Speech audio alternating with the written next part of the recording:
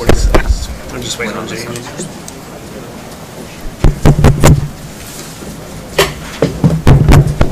Now we're good. Working. All right. We got our work session? All right, thank you, Mayor. I'll go over the very few items that we have on the consent agenda. At the beginning of our meeting, we'll have two presentations. One to recognize the 75th anniversary of the textile school on Wilson Boulevard, and the other to recognize the 100th anniversary of our Belmont Fire Department. But on the consent agenda, we only have 6 items, and 3 of them are minutes from previous meetings. The first item is to consider the approval of your minutes from the minutes from your special meeting on September the 27th. The second item is another special meeting on October the 1st, and Councilman Schrift reminded me that he was not present at that meeting, so he's included in the minutes. So we'll just revise the minutes to remove Councilman Schrift from the meeting on October the 1st. And then adoption of the regular meeting minutes for the regular October 1st meeting. Then item 4 is a follow-up from our workshop that we held, I believe, October the 22nd, regarding the personnel policy for longevity pay. If you recall the discussion at that time, the way our longevity pay process works, it's to reward years of service with the city for full-time employees, but it's based on being employed for a full fiscal year as of June 30th of a year. And the way that works is you could be hired and it could take you 2.5 years to get your year 1 longevity pay award.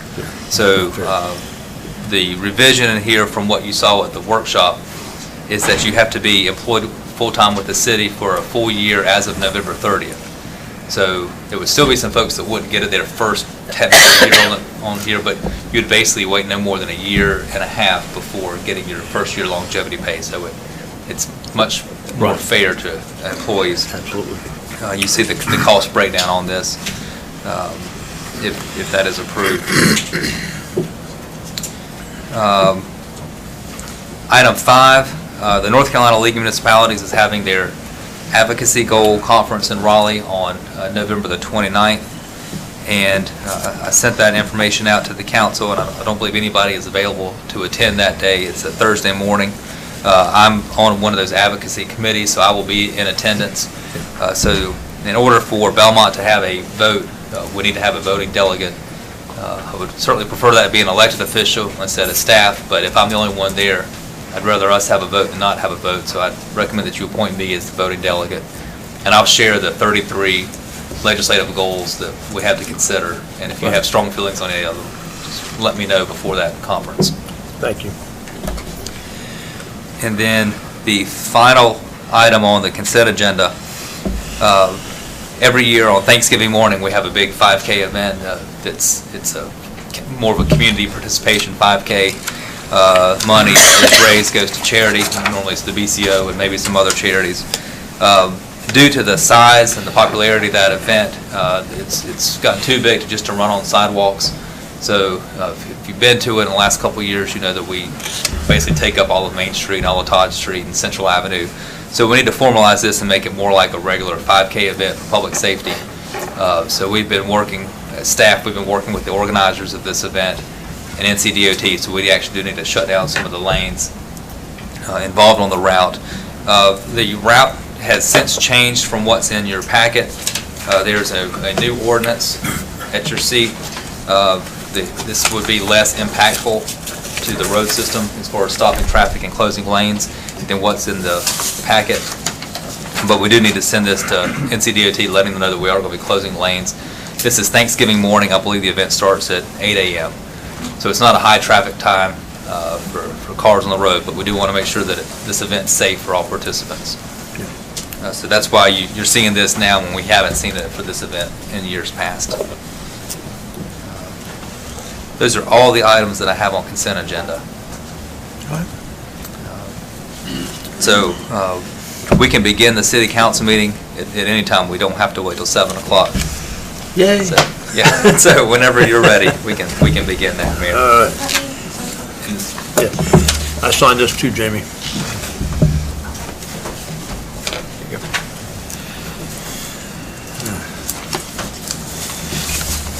let's wait for Jamie to get back. So I guess she's getting the sign-in sheets for the public hearings.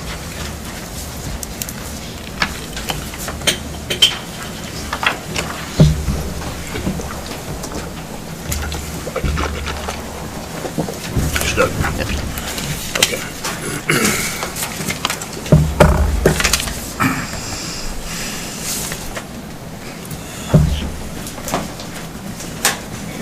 Okay. All right.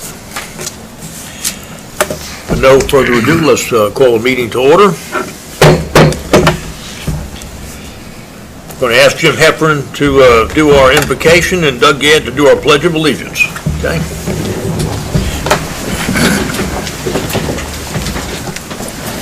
Let us pray. Heavenly Father, we stand before you today, National Donut Day, and also on the eve of our election voting day tomorrow. We thank you for allowing us to live in a country where we have the freedom to exercise our vote, and we pray that we elect officials who continue to exercise their office wisely and for the good of the people of our country, and bless our city council and mayor and all those who have business before the council today. We pray, Heavenly Father, in thy name, amen. Join me, please. I pledge allegiance to the flag of the United States of America and to the republic for which it stands, one nation, under God, indivisible, with liberty and justice for all. We have several recognitions we're going to give out this evening. Amazing how time flies, though, you know. We had the 75th anniversary of the textile school, and we're having a celebration, I think, on the 8th for that, too, if I'm not mistaken. We're going to have a thing. So is anybody here from the textile school? Wonderful. Come on up here. Charlie Martin. Sam. Nice to see you, Sam. Good. And we're going to give this to Sam. I don't know if you like to have your picture made or not.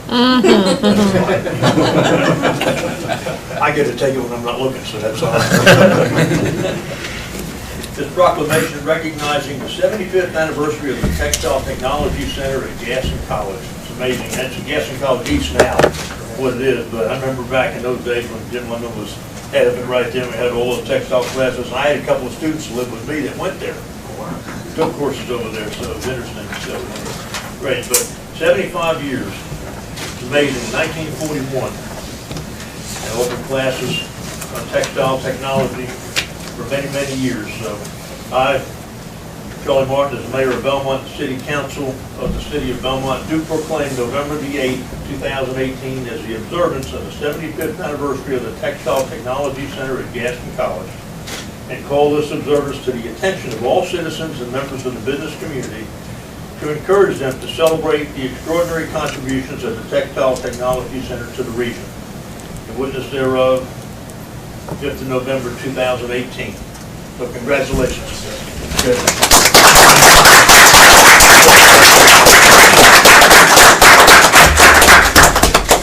Thank you very much. Congratulations. Okay. See you on Thursday. See you Thursday. I'll be there. Yeah. All right. Then we have one that's 25 years longer than that. Hey, Claudine, how you doing? Good. Hey, Judy. Wow. Fireman. Let him be. Hey, Ted. Bring your name to us. Hey, no marker. There we go. We've got our original fireman. I'll wake up one day.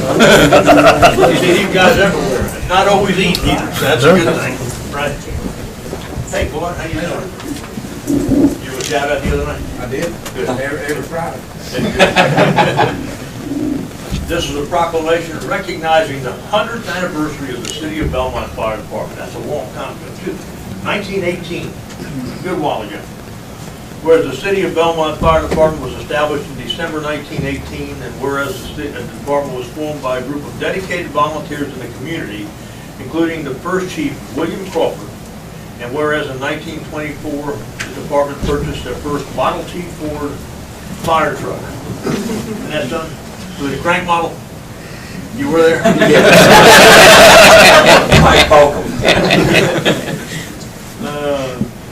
Whereas in 1929, it was equipped to use fire hydrants located on Main Street, Tacoma Street, Woodrow Street, and near the textile mills. And whereas in 1952, the first 2 permanent firefighters were hired, Talmadge Anderson, and I knew Talmadge, and Frank Rodman, knew him too, and were only paid $50 a year. Isn't that something? Wow.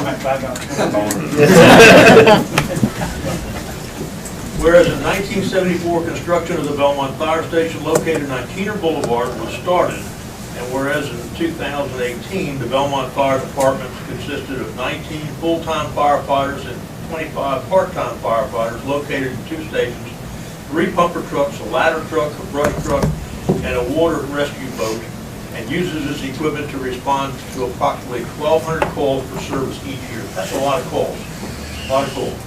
John, did I ever send you on some of those calls? I was there with you. Yeah. Whereas the department continues to serve the community by protecting life, property, and the environment, and by providing excellent service through prevention, education, preparedness, and mitigation. And whereas this year, the City of Belmont Fire Department celebrates their 100th-year anniversary of public service. That's tremendous.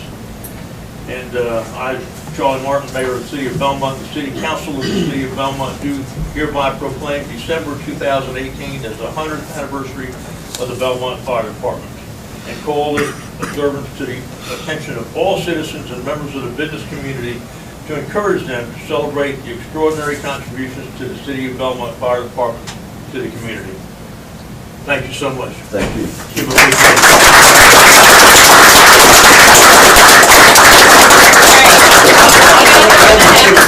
When there's an automobile accident, these guys are usually the first ones on the scene. When there's an auto wreck, too. Tall guys in the back. Yeah, they'll come on in here. We'll let you guys hold this right in the middle right there. How's that sound, okay? 1, 2, 3. Thank you. You know, on behalf of Chief Altice, who was unable to be here this evening, he sends his regards and the thanks to the mayor, the council, the manager, and the citizens. You know, we all thank those of Belmont. Buck's always at the meeting. Where's he at tonight? He's teaching a college course. So. Okay, that's fine. That's excusable. That's okay. All right, very good. All right, thank you, gentlemen. I appreciate that. All I'm going right. to give you this plaque right here. Okay. Fine. Thank you.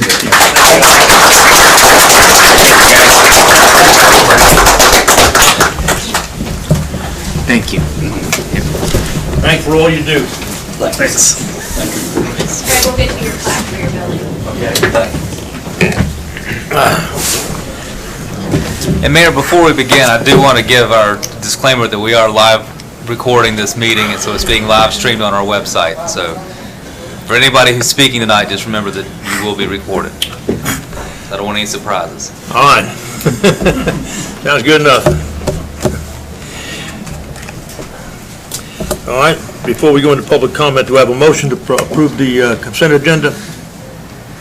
I'll make a motion, we approve the consent agenda. A motion to approve, do I hear a second? I second it. Second, all in favor, say aye. Aye. All right.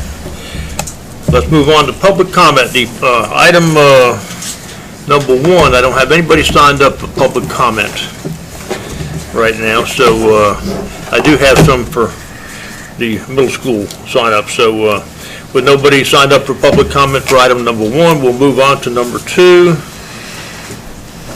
The Belmont Middle School, a request to approve the development of a public middle school campus on 78 acres located on South Point Road. Adrian? Kelly? How about passing that? Yeah, you need that? Okay. There's going to be a quasi-judicial hearing in it. Right, why don't you move to go into public hearing? Let's move to go into Make public a hearing. motion to move into public hearing. I'll second it. Second, all in favor, say aye. Aye. Aye, okay. Okay, council, you're familiar with these quasi-judicial proceedings. We've had a number of them now, but for the audience, this is a special type of hearing that sort of has sort of a mixture of components that'll sound a little bit like a a court case. We have witnesses, we have cross-examination, we have evidence and sworn testimony into the record, and we're not bound strictly by the rules of evidence, but anybody that's going to testify will need to be sworn in and then called as in the order that you have signed up, and then we will, you'll be subject to cross-examination by the applicant's attorney, and if there is none, questions from the panel. I will tell you that this testimony is intended to be factual. You're trying to establish facts upon which this panel can make findings and conclusions like you would in a court. So if you're just standing up to state an opinion, opinion testimony will not, it's allowed, it's not considered when you make your decision. Okay? So with that being said, I think we have several groups that we're going to need to swear in.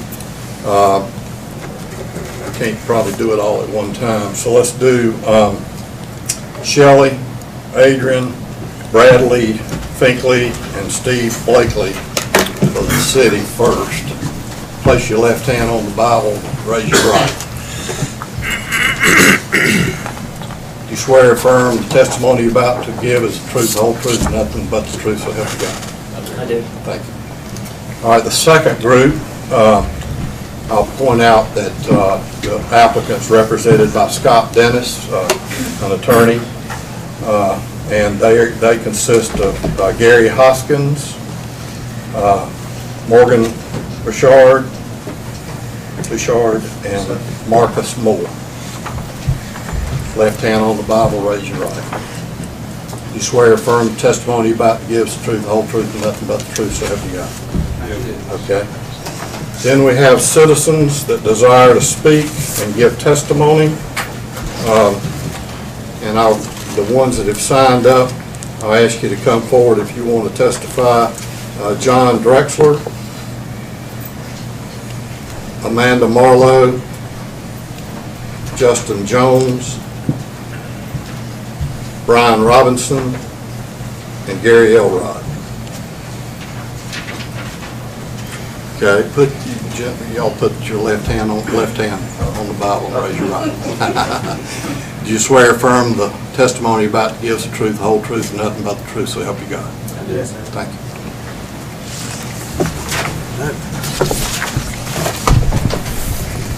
Having gone into public hearing before we have our first witness, I will need to ask the panel a couple questions for clarification that there's no bias on this panel. So first, do any of you have a pecuniary or financial interest in the outcome of this proceeding? No. Okay. Do any of you know of any prejudice or bias that would prevent you from making a fair and impartial decision based solely on the testimony you're going to hear in the record? No. Thank you. Okay. Any other preliminary comments anybody needs to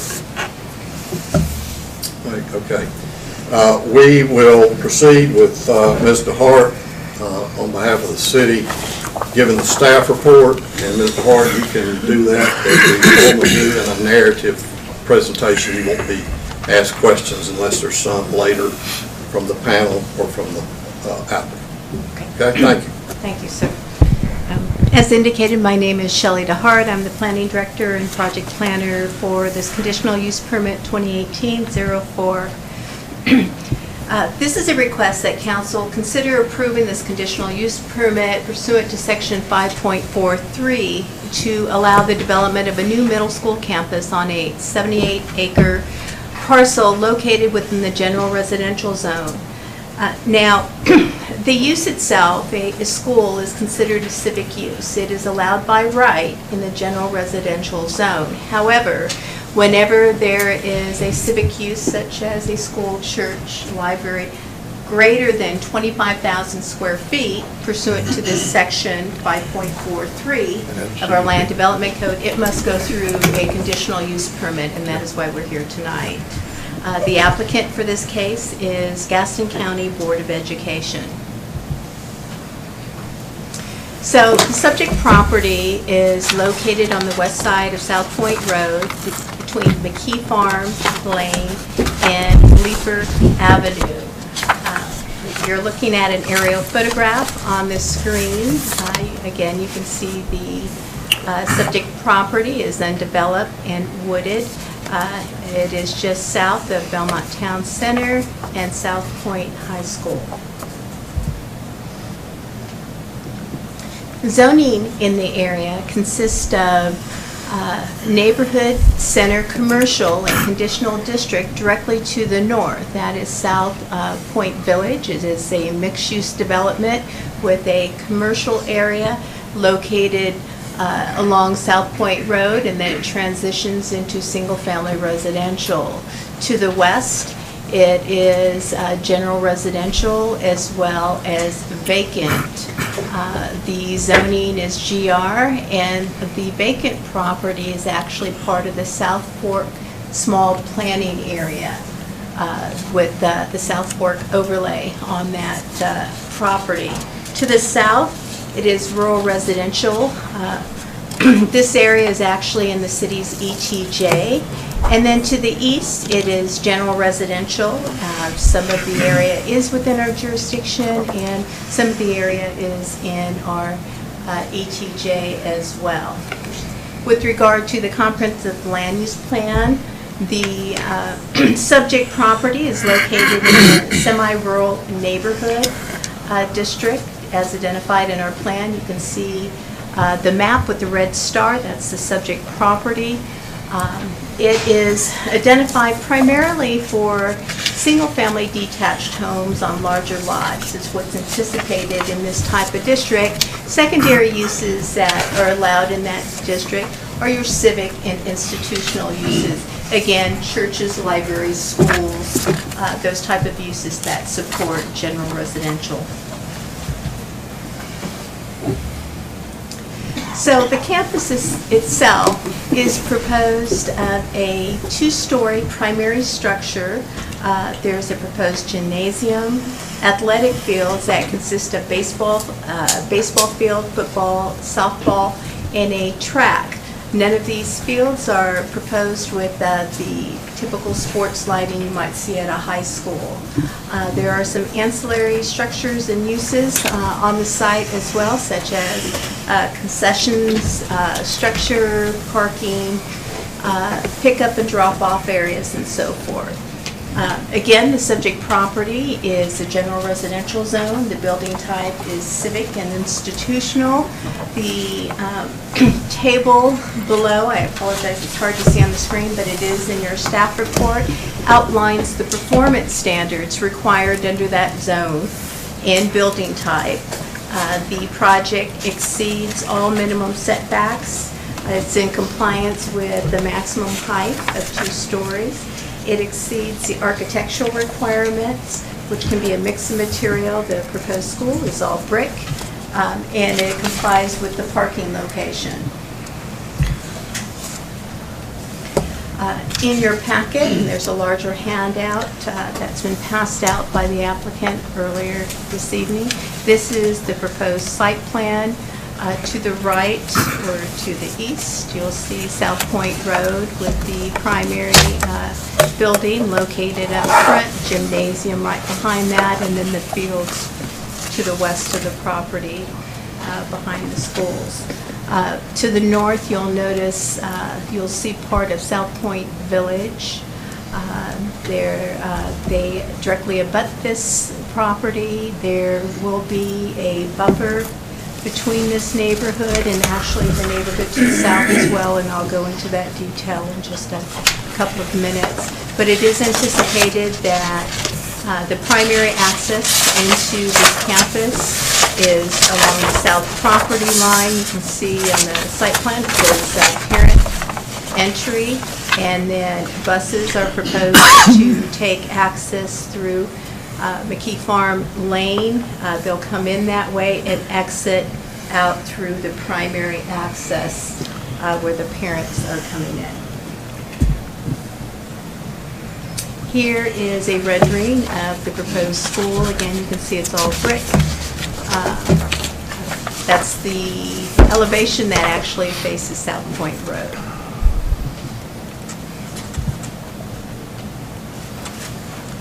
So I mentioned buffers.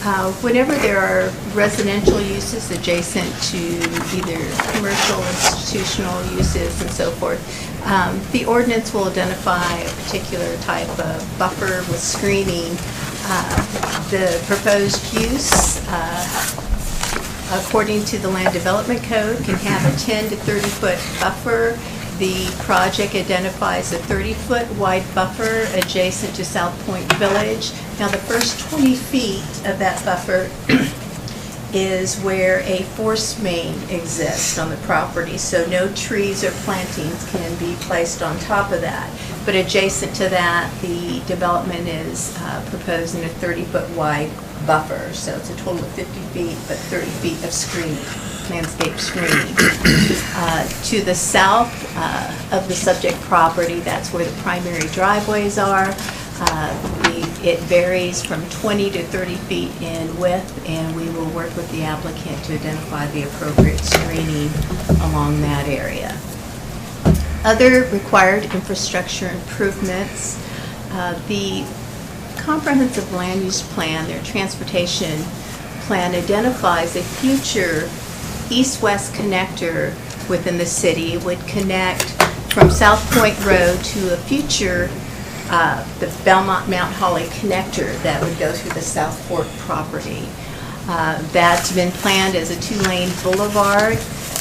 The applicant has indicated they will dedicate the full 60-foot right-of-way across the entire property to make that future connector. They're going to utilize the eastern end of that proposed right-of-way as their access driveway. That's the parent entrance and exit there. So with other required improvements are all street frontages are required to have curb gutter sidewalks, street trees, street lights, and on the future road, it would be required to have a multi-use path.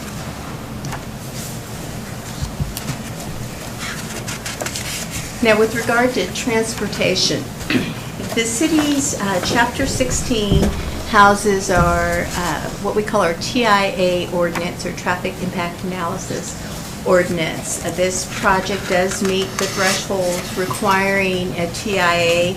It has been performed by Kimley Horn, and our consultants are here tonight to share the draft TIA and the status of it as well.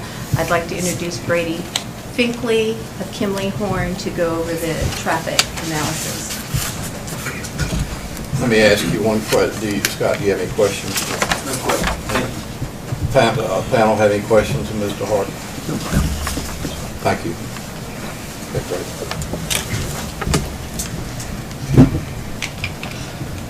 Good evening, Council, Mayor. Shelley said I'm Brady Finkley. Kimley Horn. With Kimley Horn, we were hired by the city to perform the traffic impact analysis for Belmont Middle School site. And we'll start off by saying we met before the traffic study was initiated to meet with the city, NCDOT, and representatives of the school system to go over all the scoping parameters that will be included within the TIA. What was included in the TIA was based off of both the city's ordinance that has been adopted, I think, about a year and a half now or so, and also NCDOT guidelines, and with input from the school system as well. And so as you see up on the screen in front of you, this was a study area that was determined by everyone within the scoping meeting, and it basically included, you'll see South Point / Central Avenue sort of right in your screen, right in north-south. You'll see the site towards the bottom of the screen, and it's mainly the signals along Central Avenue and South Point from Main Street all the way down to just south of the school, including one other intersection noted as number 2 to the west, which is Julia Avenue, where you sort of have a cut through going on with Julia between Main Street, Armstrong Ford, and South Point.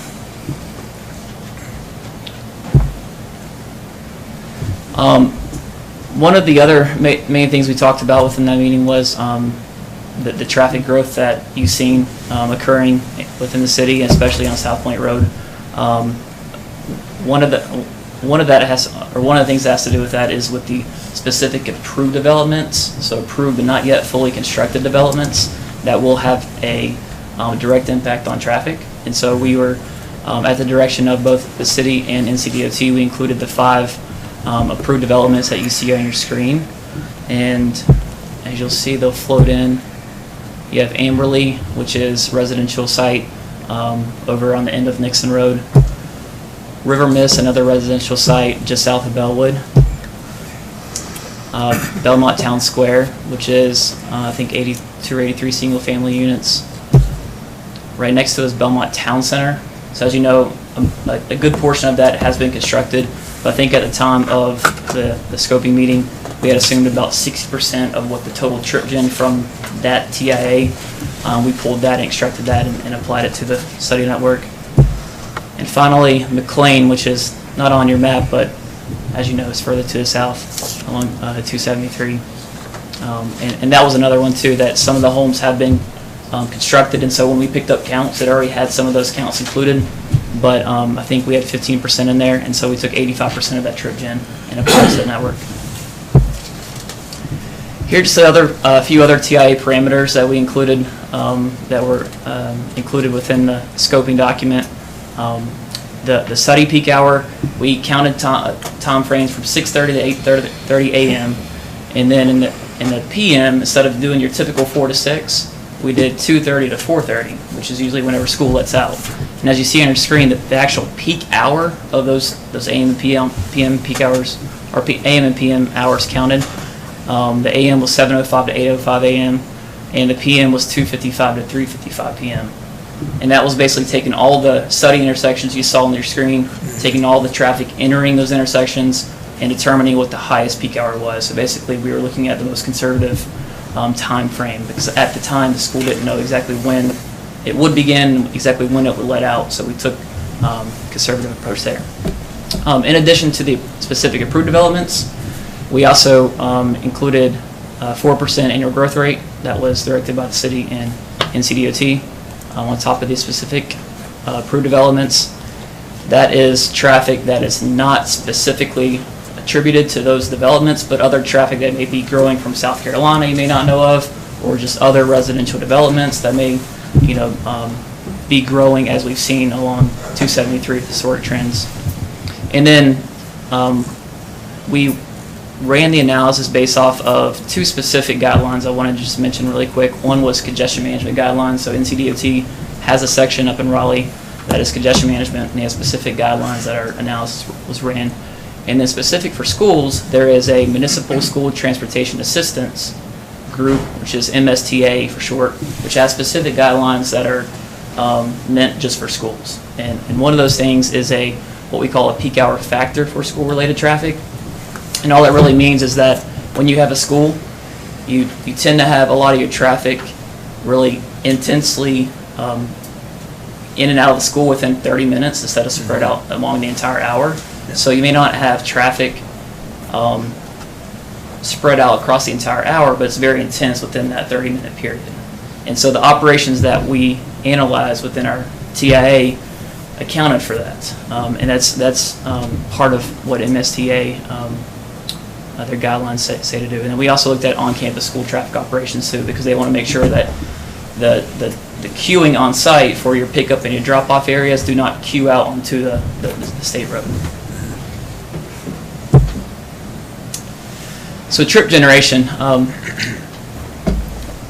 One other interesting twist to this TIA is usually you're not replacing and moving traffic, but here, want to keep in mind, it's not just we're just putting out one new school, right? There's already an existing middle school that traffic from there will no longer be going to.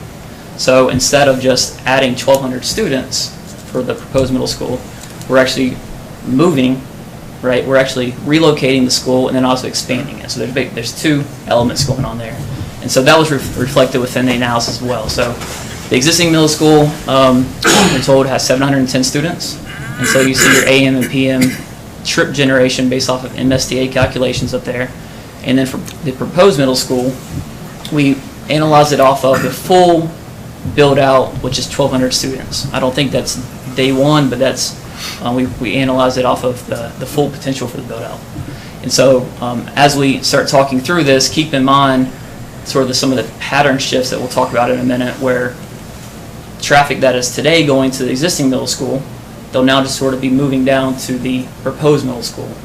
And then we're adding some extra students on top of that.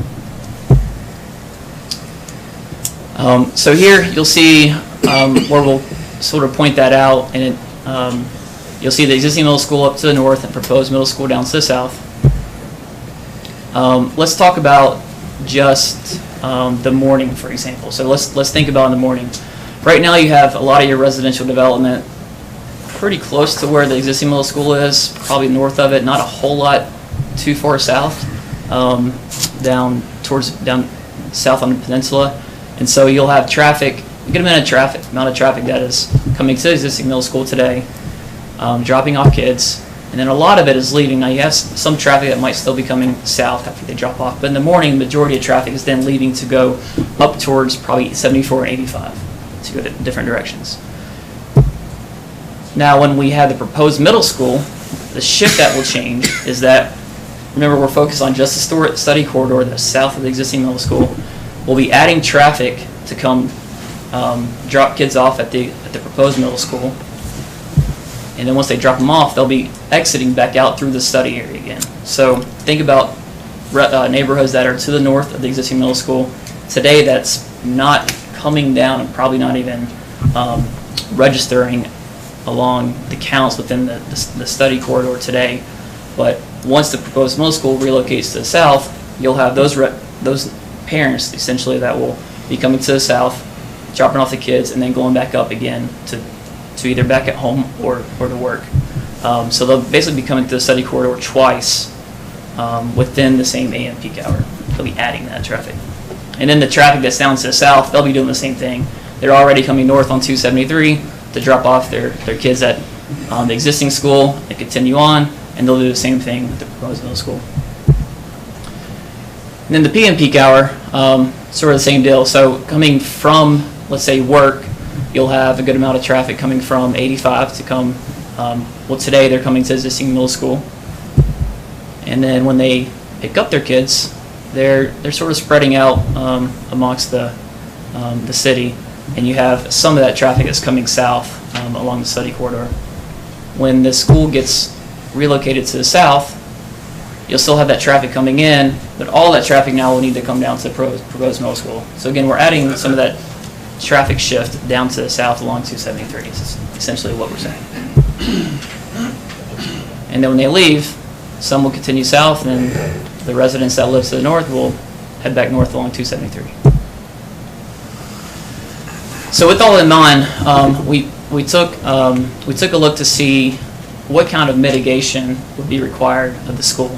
And I just wanted to point out what the City of Belmont's Land Development Code says. Basically, it says that the applicant shall be required to identify mitigation improvements to the roadway network if at least one of the following conditions exists when comparing future year background to future year build out. So essentially, all it's doing is it's taking all that background traffic that we set up with the growth, with the existing counts, the growth, and the approved developments, and then you're adding the school traffic on top so you can see exactly what the impact of the school is. And then if it meets one of these three criteria, then we identify mitigation for that. And the last sentence on there is just to keep in mind that if the background level service is inadequate, the applicant will be expected to mitigate only the impact caused by the proposed project. So in general, they're not, the applicant should not be addressing existing issues. However, as we'll see here in a minute, some of that, some of the mitigation will still help out existing issues too. So as we got into it, if you can see on there, as we start pulling up, we'll go intersection by intersection that we identify mitigation. And where you see red is the recommended proposed mitigation. So this is the mitigation that was recommended. Starting at intersections, intersection 1 and 2, really you're having traffic that's being taken off of the intersection for the existing middle school. It's kind of close to the existing middle school. And so really there was not any mitigation required of those intersections.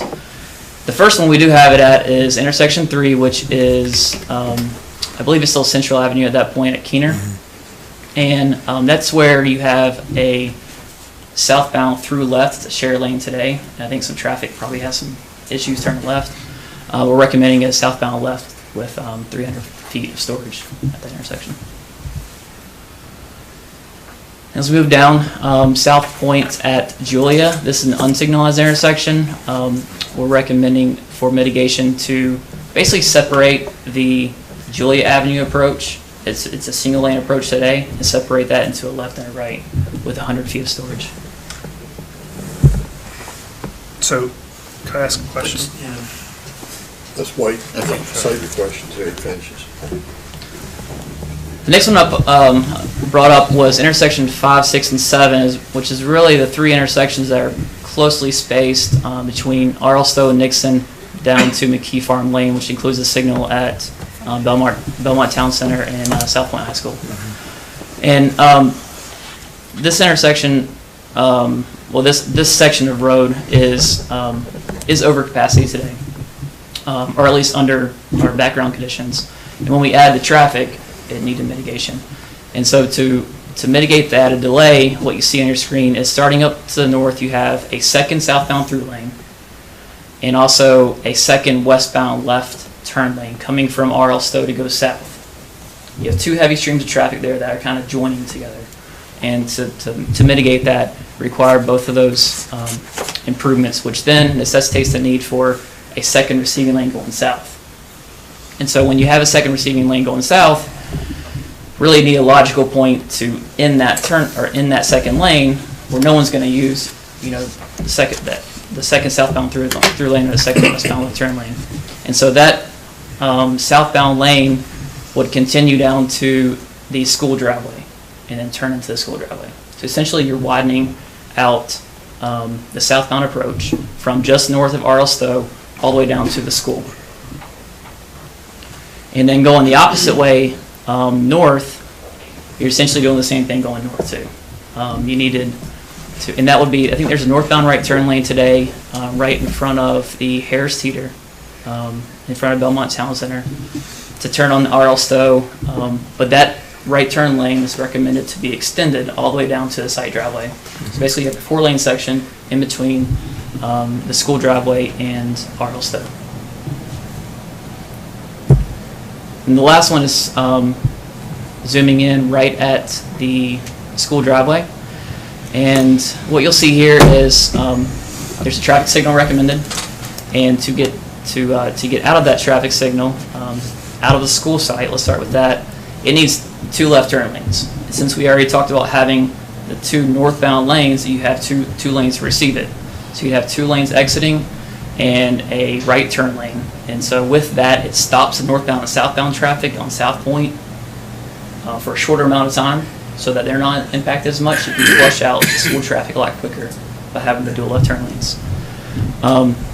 In addition, you have turn lanes. Let's start on the southbound approach. So you have the southbound left turn lane from South Point onto Bellwood, and a southbound right turn lane, which we talked about would be that lane that would drop as a right turn lane at the site drive that would start at R.L. Stowe.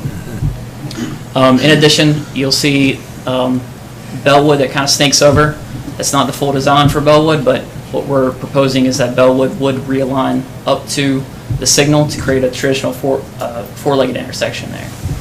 Without realigning that, we saw that the cues from the signal will get back, especially during peak loading and unloading times for the school. It'd be difficult for traffic to get out of Bellwood without that.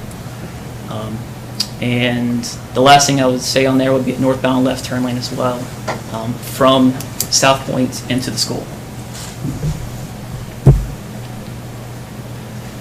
Shelley already hit on this a little bit, but I'll just point out as well, since it is part of the recommendations. But as you see, there is this Belmont Mount Holly connector that is part of the Belmont Comprehensive Land Use Plan on their future transportation map that runs northbound, southbound, basically a parallel road to Highway 273.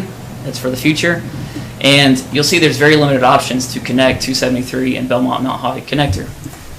And so one of those proposed connections is right through the school site. And as you see there, you'll see on that future transportation map, there is a 2-lane boulevard with median and turn lanes along with a multi-use path or greenway recommended. And so as we jump to the site plan, you will see that, so you have that connector shown sort of running east-west. You'll see the proposed signal down on the bottom right side, the realignment of Bellwood Drive. The school has even made some modifications to the site plan after the traffic was done to pull back their driveway connection a little bit, understanding that this in the future would be a public road and you would have some traffic that would be more than just the school to provide greater separation between the school driveway and the signal. And you'll see the school is showing the portion of that east-west connection to be constructed on their site, and then they dedicated a minimum of 60 feet of right-of-way for the future connection as well. And the last thing I will hit on is, as I talked about earlier, MSDA requires us to look at on-site queuing to make sure that it does not queue back onto the state roadway system. And so they have some calculations that they've developed, and based off of all the inputs we have, they have an average queue of 2,000 feet.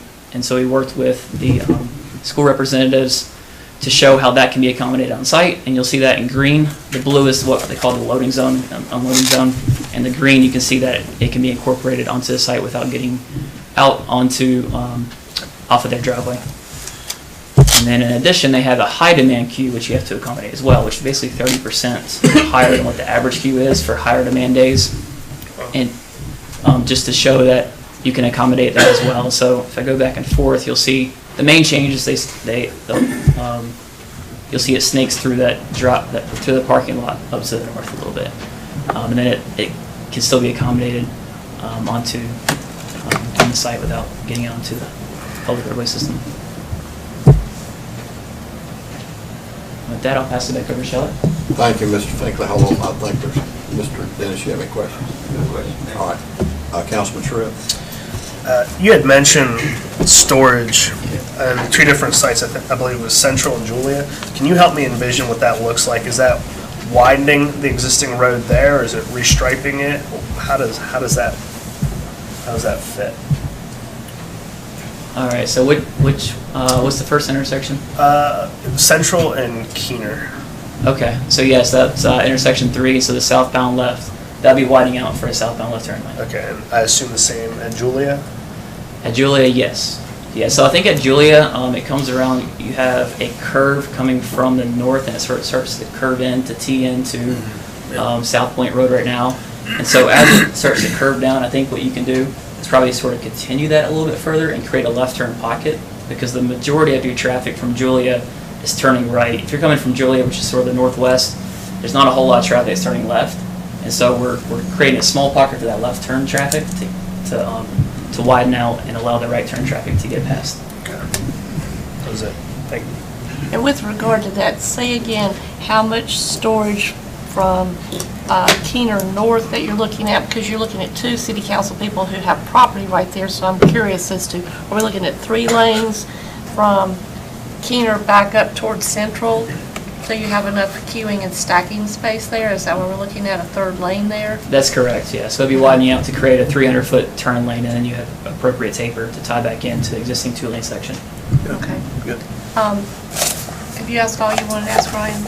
All right. With regard to when you get to Stowe Road, just south of South Point High School, Stowe Road, are you looking how many lanes of traffic at that intersection just below the Harris Teeter? Are you So looking that's at 4 Stowe lanes? McKee, where the unsignalized intersection is. Mm-hmm. That would be 4 lanes. So it's All 2 right. lanes today, 1 each direction. It would be 4 lanes, 2 in each direction. So are you recommending a stoplight there as well then? No. All right, because, okay, I need to ask the question then somewhere, because what you're looking at there, with all of the residential areas, you're going to have students walking across 4 lanes of traffic with no signal to school, because they will not walk back up to the Harris Teeter light and come back down. So at some point, I guess that means we need to talk to DOT, is that correct? Because that very much concerns me. I taught there 15 years, and I watched parents actually drop students off heading north in front of the high school because they were concerned about the traffic and did not want to have to get into it. So they were having students themselves cross that road. So from a safety standpoint, I'm extremely concerned about what we're looking at with 4 lanes and no signal. All right, so that means we'll bump it back to DOT then. You would have it at the school driveway at Bellwood. I know it's on the southern side. Yeah, but what we're looking at with all of the development behind Harris Teeter and all of those students are going to walk across at the unsignalized intersection. So that, across 4 lanes, so that's very scary. Okay, thank you. The buses will be entering McKee Farm Road. I saw that's where they're going to make entry to the school in the morning. So our recommendation was to work with MSTA and with the city on the best route for that. Typically, you want to separate your buses and your parent traffic for both safety and operations purposes. Mm-hmm. And so the initial plan was to have the parent drop off down at the parent entrance down at the southern one, where the signal's going to be, and the buses up at McKee Farm. But our operations showed that it's difficult to turn off the McKee Farm, and especially for buses. And so our recommendation was, if the signal's going to go at down at driveway, at the southern driveway where Bellwood is, then we believe that it would be better to join the buses with the parents and use that access to get out. To enter, Well, that's what I was driving at, where the buses would exit. Exit? Yeah, because if they're coming in on McKee and they're coming out, that was my concern. If there's no signal there, Correct. That would be a tough left to make. That's our recommendation, is to use the signal. Okay. And I believe the once that was brought up after we went through the analysis, the applicant revised the plan to have that internal connection to allow that to occur. Okay. Any other questions for Mr. Finkley? Thank you, sir. Mr. Hart, you can pursue the narrative.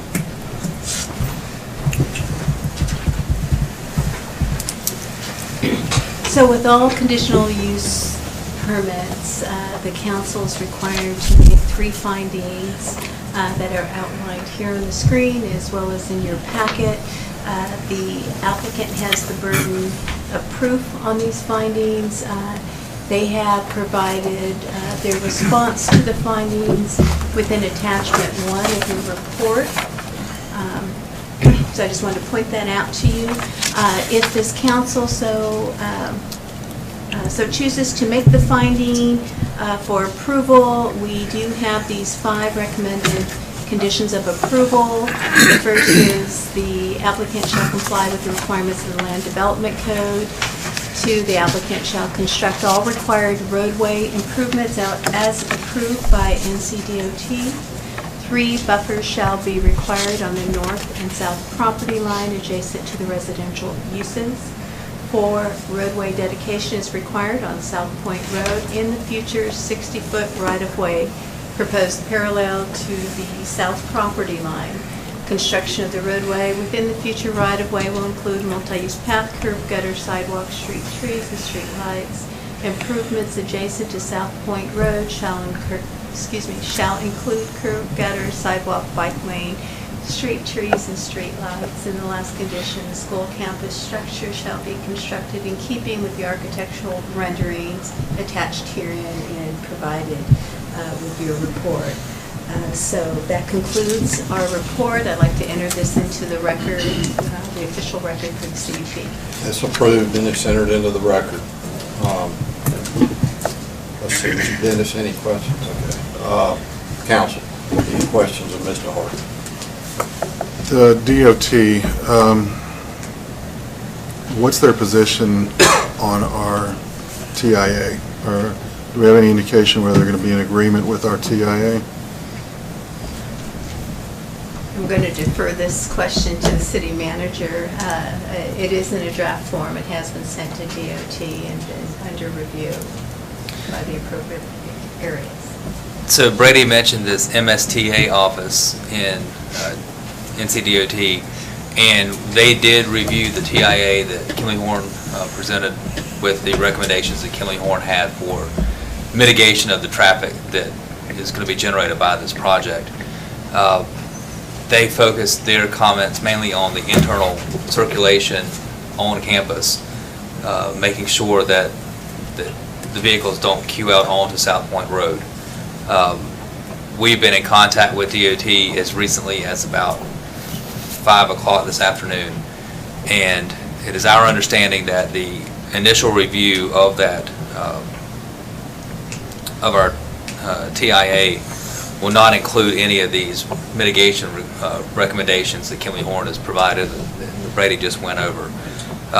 The General Assembly has changed the law on what cities can require for traffic mitigation for school construction and what NCDOT can require for traffic mitigation from school construction. Schools are being treated differently than other land development activities. So, we only have the authority that the state gives us. And so we do not have the authority to require all of the mitigation that Kimley Horn is recommending. Were this a commercial project or a residential project, we could do that, but we can't because it's a school project. So it will be up to the, as I understand it, it will be up to our local division, NCDOT Division 12, to come up with what improvements are going to be made, whether that would be something as small as just a traffic signal at the new entrance and with the realignment of Bellwood. So obviously without a traffic signal, it's going to be very difficult and unsafe to get in and out of this facility, and very difficult to get out of it, in particular, making a left turn onto South Point Road. It is unlikely that the widening of South Point Road, for example, would be included for this project because that's a very expensive mitigation factor. As I understand it from talking with NCDOT staff, what the new legislation or the changes in legislation is really focused on just safe ingress and egress from the school to the state roadway system. They're not looking at traffic mitigation, congestion mitigation like what we are doing with our ordinance. So it is unlikely that DOT is going to require the off-site improvements. I think the best we can get for this particular project is going to be at the intersection of South Point Road and the southern driveway into the school. So that's the bad news. The good news is now we have this great data that Kimley Horn has provided, and we can take that data to the MPO. Councilman Turner is our representative to the Gaston Cleveland Lincoln MPO, so we can provide this to you and to the staff at the MPO to try to get this scored with the next round of transportation projects in Spot 6.0. If there are any other transportation funding sources, we'll have that, and we'll ask the DOT fund those mitigation projects.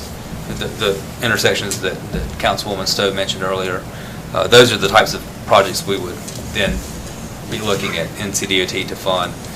Unfortunately, we can't use this process to mitigate the traffic that's going to be generated by this project like we would if it were any other land development project. Right. Adrian, if the safety is the only issue, what is the process we would need to go through to talk about the entrance to the school and the entrance at Stowe Road? Because both of those to me are major safety concerns. So what, do we have to request that of DOT, or we kick it to the MPO, or how does that work? If it's going to be a major improvement project, then that would go through the MPO and it would be scored.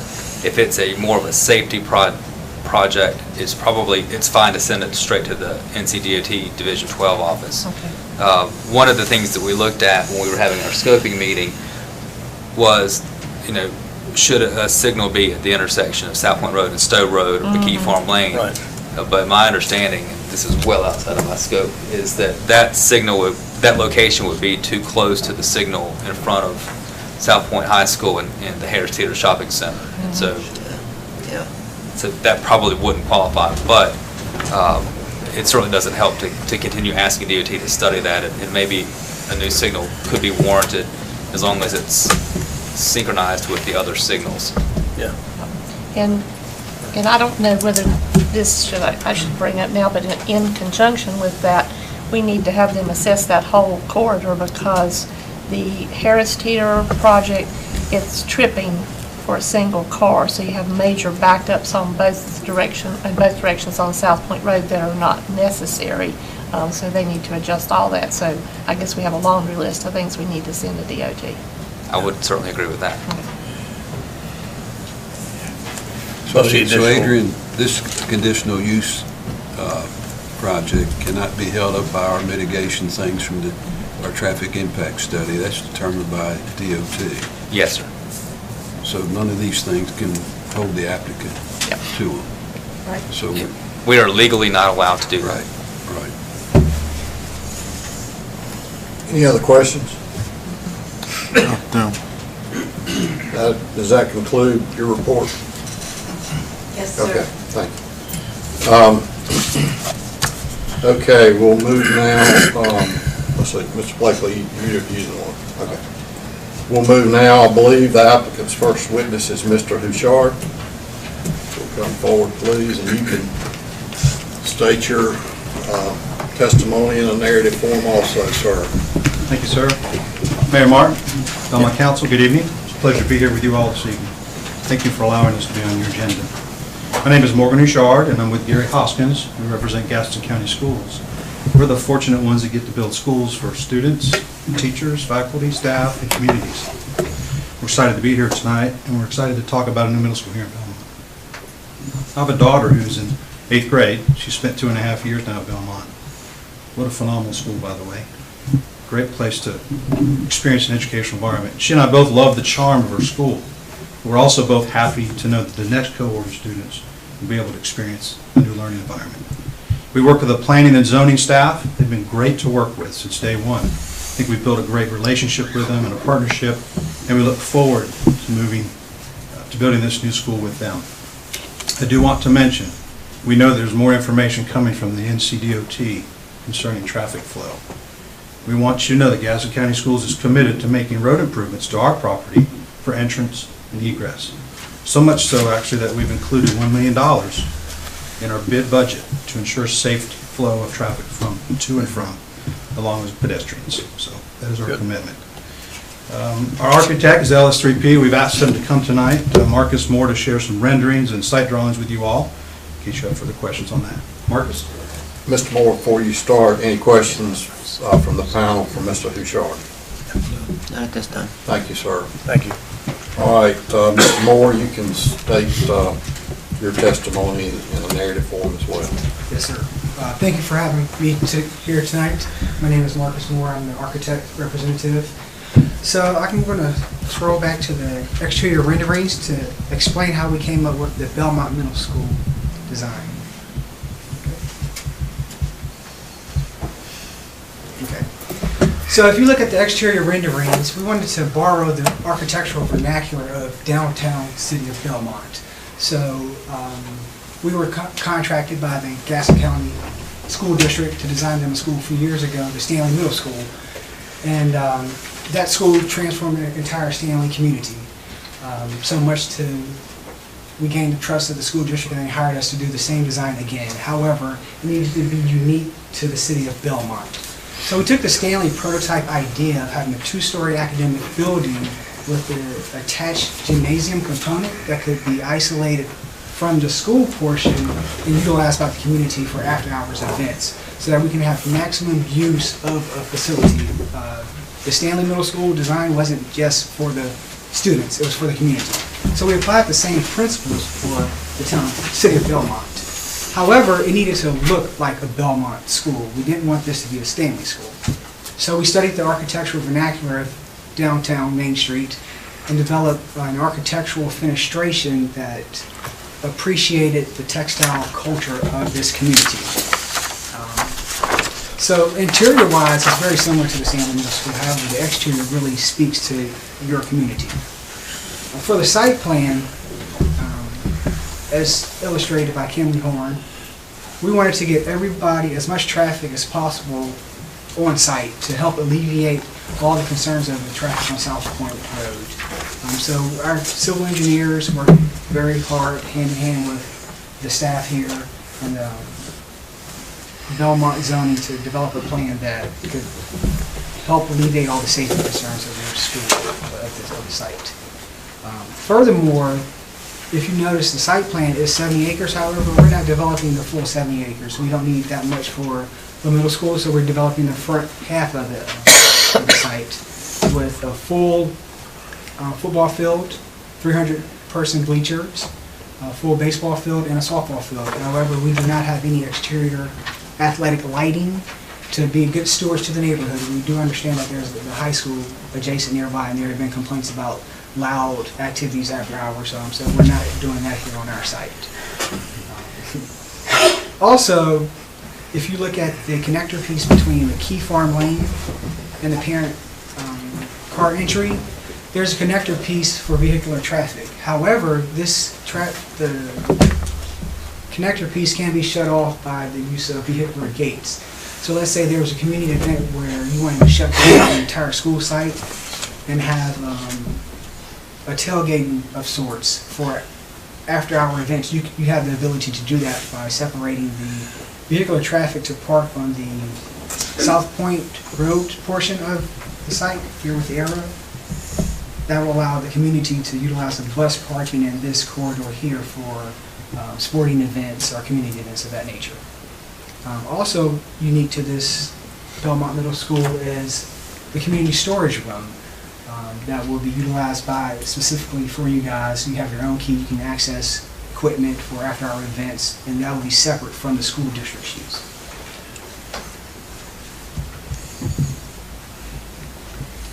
Thank you for having me today. Thank you. Thank you. Thank you. Any questions? I have a question just from the sidewalk standpoint.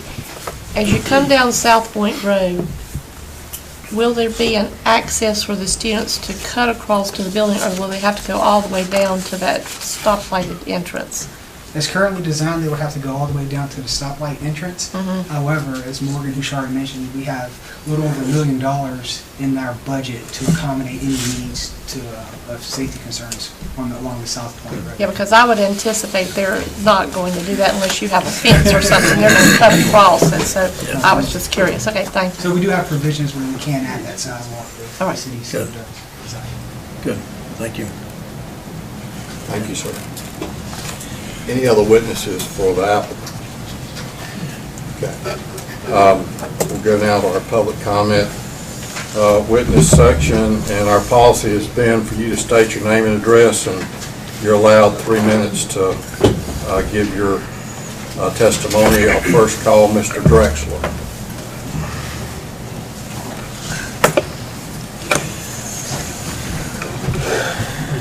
Good evening, council members, mayor. My name is John Drexler. I live at 16 Cedar Street here in downtown Belmont. I'm here on behalf of some friends who live on McKee Farm Lane. I'm sure we're all here to talk about the traffic, but one item that I'd like to ask the City Council to consider is in the verbiage of the laws from the General Assembly, it says safe ingress and egress of the school site. I'm a building engineer. I look at lots of buildings, and one key component of that is the life safety plan of the building and how many exits you need to provide from a building to provide safe egress for the occupants of the building. Do you know how many egress points you have on the building? 15. And so now we're talking about choking all this down into one, maybe two, depending on whether the bus gate is locked or not on McKee Farm Lane. So to me, I don't see that as providing safe egress from the school, especially given recent events and the potential for things to go wrong at schools and the need to get emergency personnel in, students out, parents in. I just wonder what kind of steps Gaston County School Board has taken to look at these measures and say, in this event, what's our plan going to be? We're building a brand new school here. This should be a model of recent events to say this is how we're going to protect the students and the community members. We're getting ready to vote tomorrow, and every board member that's up for election was a big part of their question and response was to make sure that Gaston County schools are providing levels of safety and security. And I personally feel that this does not, with this one access point. And we don't still have any of these answers figured out about whether they're actually going to put the traffic light in or any of these other items. So to me, I would recommend that the council deny at this point this conditional use permit until such a time where more of these items can be figured out. Any questions for Mr. Drexler? Thank you, sir. Thank you. Mr. Robinson.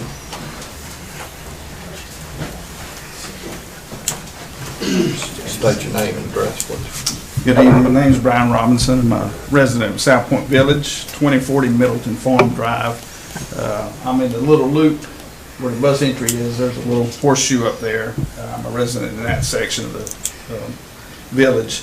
My question or concern is with the bus entry coming in off our main entry into our neighborhood.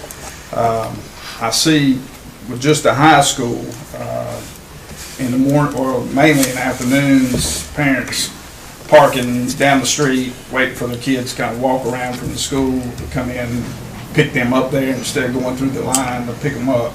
But with the middle school, knowing that it's a lot, mainly all drop-offs and pickups, and with the, if there was a bus entry lot there, it would be appeasing for the kids just to flow through the drive, you know, over into our neighborhood, and parents picking them up in the loop over there. And my question would be, with the direction of where the ball fields are, the baseball and softball, could it be where the road went straight out to South Point Road instead of coming in off of our neighborhood on McKee Farm Road? Excuse me, McKee Farm Lane. But would there be an electronic gate or some kind of policing of the entry? Because I know when there would be sporting events going on, such as for the high school and for the football and baseball, if that gate's open, most people are going to flow right out into the neighborhood road instead of coming down and coming all the way back around to the softball and baseball field. But my concern is just it coming in off our neighborhood road. Any questions for Mr. Robinson? Thank you, sir.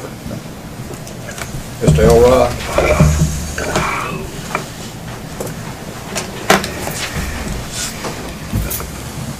My name's Gary Elrod. I live at 2044 Middleton Farm Road, right beside Brian, and basically what I'm going to do is just echo exactly what he said.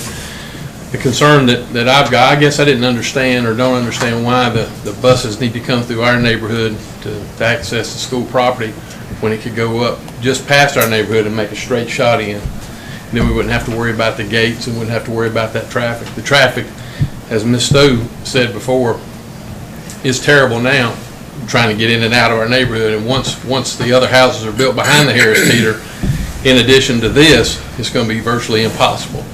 Many people in our neighborhood now go through the back way and go up beside the school, which is a lot of traffic too to get out now, and it's just it needs to be looked at. Any questions from Mr. Elrod? Yes, I have one. I live across from Belmont Middle School, now, the existing one, okay? And there's a lot of traffic over there, especially in the morning and in the afternoon. Right. Quite a bit of it right there. And we have crossing guards over there. Mm-hmm. Will they be able to employ any crossing guards at all at the areas that they're talking about? Yes, sir, that's an option that we would definitely look at. We've already, again, discussing that as far as there will be school resource officers there, and potentially the need for more. I think that the key is waiting on the DOT information and seeing where the lights are going to go. Yeah. But that is an option for school, crossing guards as well as police officers. So they can provide the guidance the kids need to cross at a certain time and so on and so forth to keep it safe. Okay. The buses that up close to your house, Charlie, you know, they close that whole Myrtle Street road off. I guess it used to be called Myrtle Street. They close that road off one way, so the buses, you don't get the impact of those buses that we're going to get in that neighborhood. It's impossible to get in and out of there now. Yeah. Those buses will make it a lot more difficult. Mr. Mayor, there's a red light there too, Any other questions for Mr. Elrod? where the crossing guard is. Excuse me, please. Well, not where Nick is, no, but maybe at the corner. Mayor, it's out of order. Out of order. Out of order. Any other questions for Mr. Elrod? No. All right, Thank you. Mr. Elrod. Okay, I think that's all the witness testimony. Is there any other closing statement by the applicant that you want to make? Okay, thank you, sir. Council can deliberate in public hearing, or we can go to the next agenda item and deliberate as part of the vote. Sure. If you want to do that, you'll motion to come out of public hearing. Do you want to just stay in? That's fine. For a second? Sure. Stay in. The only thing that concerns me is that I think it's clear there's going to be more traffic with the result of that school being down there, having the high school and the middle school right beside each other, and the Harris Teeter right there, and all the people going to work as well as taking kids back and forth to school. So I struggle with when we have to, for the conditional use, state the three findings, that the last one says that the use will not substantially, materially endanger the public health or safety, nor injure the value of adjoining property. And I think traffic congestion, one could argue that will endanger public safety. And we're getting dinged already about traffic, feedback about how bad traffic is. And ultimately, does that impact, property values, that you've got terrible traffic congestion? So, I just remind you that you base those findings on the evidence that you heard in the record. Parks, I'd like to pose a question. I don't know who can answer that, but is it possible for them to extend that ball field road so that the traffic does not impact them? Is that something that either Kimley Horn or the school, did they consider that at all as a dedicated route instead of using McKee Farm Road? And I'm just directing that to whoever may want to field that. We want to work with them, but I think it's going to be too close to the existing McKee Farm Road. Is that correct? DOT has certain restrictions. We have not asked that question specifically of NCDOT, but due to the spacing of McKee, that's why that line was set up originally to access McKee. However, we do have a vehicular gate that shuts all access to McKee, so if it was after our events, cars can't cut through that. I'm sorry, Marcus, I didn't hear what you said. We have a vehicular gate located at the bus entry so that we can disable cars from accessing McKee Farms, and that access is only used by the buses. So after our events, or during athletic events, you can't cut through that way. Okay. All right, and to Mr. Drexler's point about egress, I'm assuming there's some sort of matrix that we go by to ensure that people can be moved quickly and adequately out of the building in case of some sort of vent, fire drill, whatever. Absolutely. That's dictated by fire code and NCDPI. All right, and all those performance standards have been met? And specific to his comments about the site access, we typically have to have about 300 feet, two accesses for a school. So we provided that with the bus entry and the key and the parent entry and the south portion of that. So if one entrance was disabled, emergency personnel could go to the secondary entrance. And there is a potential in the future for a third entrance if we do ever get the Belmont Mount Holly connector. Yes. All right, good. I have a question. I think I'll direct it towards Adrian. With the recommendations from Kimley Horn, is it clear today that the state is not going to enforce that, or is there a time within the foreseeable future when we'll have a clear answer?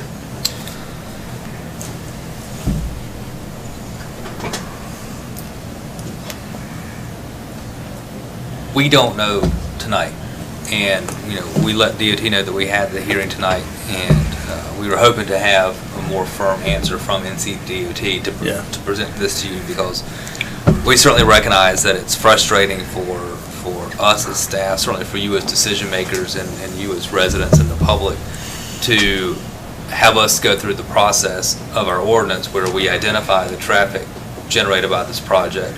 We identify the solutions to mitigate for that traffic, but then we're not able to require the implementation of these solutions. So we were hopeful that NCDOT would provided some additional guidance above and beyond what they submitted on Friday from the MSTA, which again mainly focused on internal circulation. I don't know when we're going to hear from the division staff or anyone else at NCDOT as to what off-site improvements that they're going to require or pay for. You heard from the school system that they do have money in their budget for some improvements for safe ingress and egress from South Point Road. So that at least will get that will get cars in and out safely. Because without a signal, you couldn't make a left turn if you're heading north. You couldn't make a left turn into campus because of the southbound traffic, and once you dropped your child off, you couldn't make a left back onto South Point Road because of the existing traffic on South Point Road. So, at a minimum, improvements to that driveway are going to be necessary. And I did have some discussions with DOT, and they can't commit to it yet because apparently there's one person in all of DOT that makes these decisions. And but he is meeting in Raleigh this week with our division engineer, Mark Stafford, and they are aware of this case. So unfortunately, I don't have an answer for you tonight, but we will do all that we can to get DOT to do all that they can. Is there any, I don't even know how to phrase the question, is there a difference between determining this vote in November versus December? I would defer that to the school system. I mean, there's a process in place on. Well, we have bid this out, as you probably have seen. Beam Construction was the low bidder, and their bid is only good for a certain period of time. They're ready to start as soon as you guys are comfortable with what we have proposed. And as Dr. Richard mentioned, we have identified in the bid package to all the general contractors over $1 million, which we fully expect to build some turn lanes or traffic signal or something to help alleviate as much as we can right in front of the school. So. And will that $1 million be spent on South Point Road or only on the school property? It will be spent on South Point Road? The South Point Road access. I mean, maybe a turn lane on each end. We'd have to determine what that. But what about like the widening on Central at Keener and Julie? So those are the ones that are outstanding. Right. That's the part of it. And to me, I don't feel like I have the information to make a health and safety finding. And I mean, even if you wanted to defer this to a future meeting, I don't know that we're going to have an answer from DOT for our December council meeting. And then that puts them well outside of. Well, Mr. Manager, I think the issue we have is an issue that, first of all, we've got to give these folks an idea of whether they can proceed or not. Yeah. Then we need to do a good job with lobbying DOT and our local representatives and NPO to do those improvements. And I'm sure the school system would support those concepts, but to hold them up based on that, we could be holding up for no telling how long. So I think we should move ahead with either approving or denying this so they know what they're doing. But it's already mandated by legislation that if we get any of these improvements, we're going to have to lobby our folks. We're going to have to lobby the MPO division to do these improvements. So I think our efforts need to go at them and to let the school folks know what they can do as far as moving forward tonight. And I agree with Councilman Folk. If we look at the intersection there at South Point Road, until we had a huge amount of students there, DOT did not make any effort to improve the intersection. So unless you have the cars, have the people, it's not going to happen. So if we prolong or delay this, then I don't think we're assisting ourselves or the school system. So I think we do need to proceed. Yeah, I'd like to make a motion to come out of public hearing. I'll second it. A motion and a second. All in favor, say aye. Aye. All right, we're out of public hearing. Next, we'll proceed into item number 3. Consider the approval of the conditional use permit 2018.04 for the new Belmont Middle School. Do I have a motion? Okay. So, council, are you ready to go forward with these findings that we normally have? And I'd ask you, we'll do these one at a time as we usually do. The Finding A, the use meets all required principles and specifications of the code and any adopted land use plans. If you're in favor of that finding, raise your hand. Unanimous. B, the proposed plan, if developed according to the plan submitted and approved, will be visually and functionally compatible to the surrounding area. So raise your hand. All five. Affirmative. C, the use will not materially endanger the public health or safety, and it will not substantially injure the value of adjoining property if located where proposed. All in favor of that? Okay. 3, all against? I hear 1, I see. 3, 2, all right. Motion, all those findings are approved. Now is there a motion to grant the CUP? I'll make a motion we grant the CUP. I'll second it. Okay, all in favor? Raise your hand. 3, 2, okay? Okay. Approved, and is there a consistency finding? Yes, sir. Okay. All right, that concludes the. Thank you, Parks, I appreciate that. Thank you all that participated in this. Next item on the agenda is presentation of the Gaston County CLT Charlotte Airport Connected Economic Positioning Strategy. Mark Kramer? If you give me a moment to load it. Oh, sure.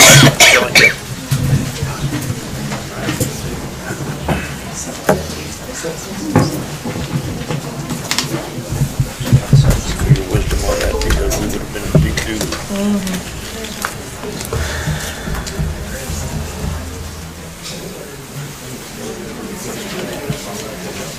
We just have to, we'll have to, You're we never need gonna both those crossing guards, and then we have to probably have one more crossing guard. Yeah. 3.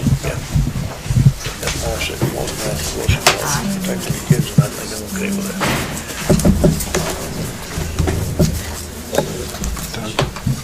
We actually have 3 people in there, 4 policemen, and then 2 crossing guards. Shoot down there.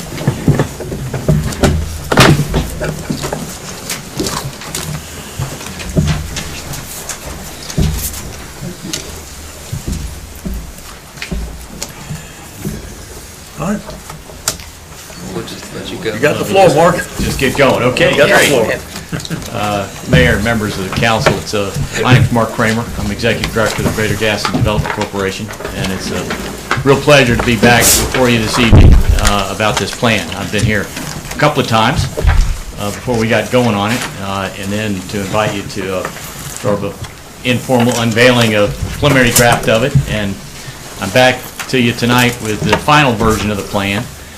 I'd like to tell you a little bit about how we got here. You've heard some of this before, but just a reminder of that.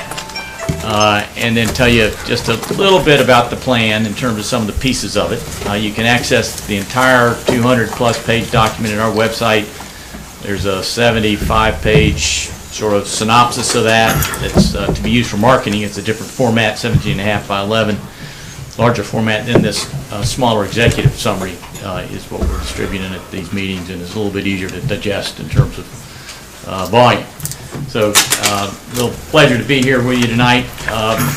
This slide tells you what this project is all about. Charlotte's airport generates $16.2 billion every year, and this is a 2015 number.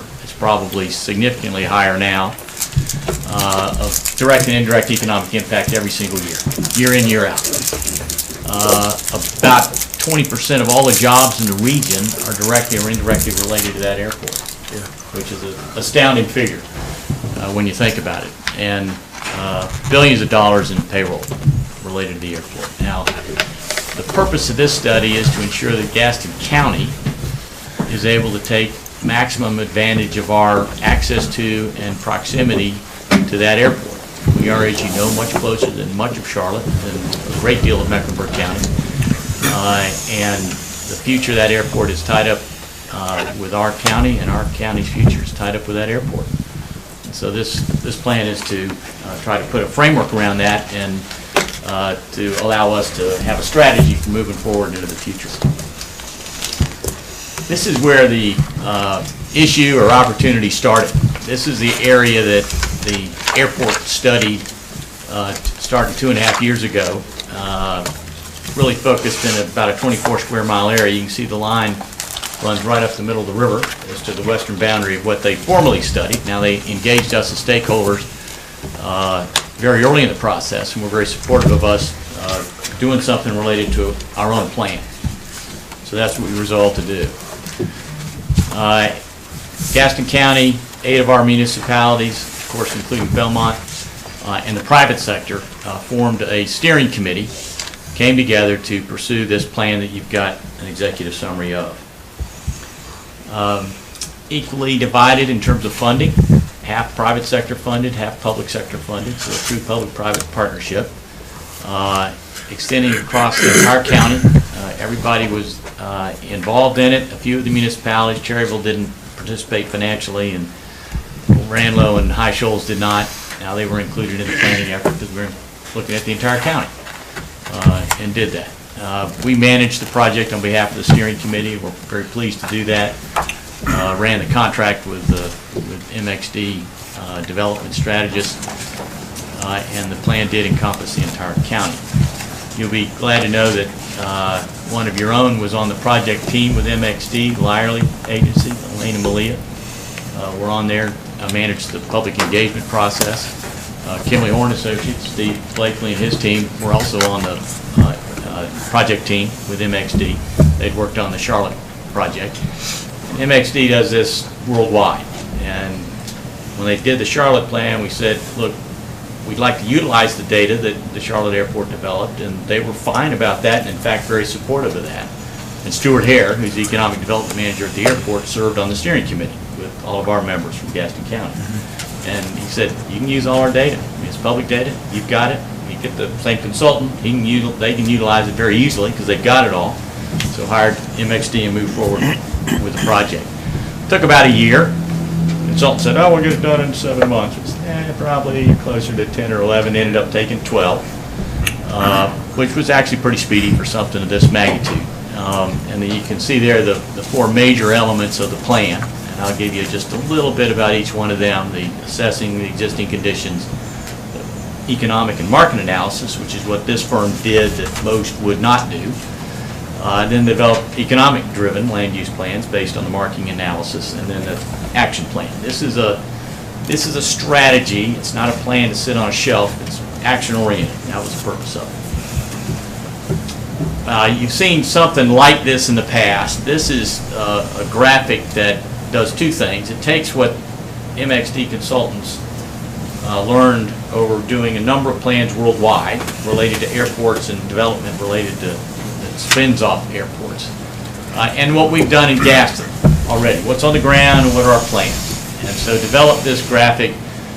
It's rough, of course, but it's travel time to the airport from these general regions of the county, and saying based on that travel time, the kinds of land uses you see there, like heavy industrial manufacturing and automotive parts and components in the dark green area, to technology and innovation, research, R&D and education in this area, the eastern part of the county, is how they would say these uses would develop over time. And it also reflects some of our current land use activities and plans. They did a market analysis and looked at what we had on the ground in terms of office industrial accommodations, hotels, motels, retail, industrial warehouse, etc. Studied what we had, analyzed that, and they did a 20-year absorption projection into the future. It kind of muddle along. We'll be at the low range, moderate, and then high. And today, in different of the sectors, we're kind of between low and moderate. But the consultants felt pretty confident that if we carry through with the basic precepts of this plan and really work it, that we can work up toward those high absorption levels in a few of the different land uses. Then they took the geography of the county and the transportation access points and developed this economic mobility corridor plan. A lot of those will be familiar to you, of course, 85, 74. They had a couple of interesting different wrinkles. They have the southern Gaston, that beige, which was the old Parkway route, Southern Economic Corridor, they called it. The Catawba Crossings is that orange stretch there, the T4, in the right eastern part of that. A mobility corridor, you can see kind of a circular area there that's in gray, which is the Charlotte side with River District, and then the corridor that you showed in that other plan, I mean, coming up through Belmont, so sort of a circular traffic movement and access movement. The green north-south line there, right on the border of the county on the right, is not a roadway, but is greenway paths and access for utilization of the river and access to the river for recreation purposes. So it's a recreation corridor.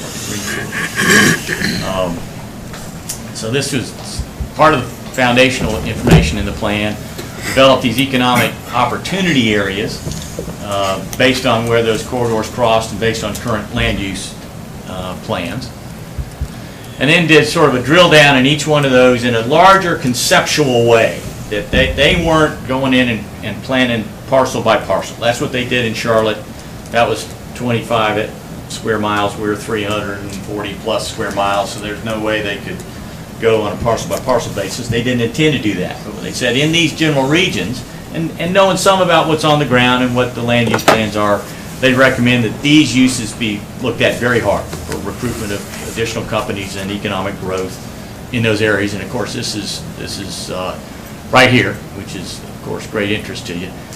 A couple of things here that I just want to point out, and there's a lot of verbiage on this in the larger report if you want to dig into that. But this has the mass transit corridor on it, which has been a point of a lot of discussion, as you all know, with CATS over in Charlotte and the Metropolitan Transit Commission, and looking at coming this direction, coming to Belmont, potentially going further. This goes all the way to Gastonia, this potential corridor. Had some notional transit-oriented development nodes there, the TOD nodes.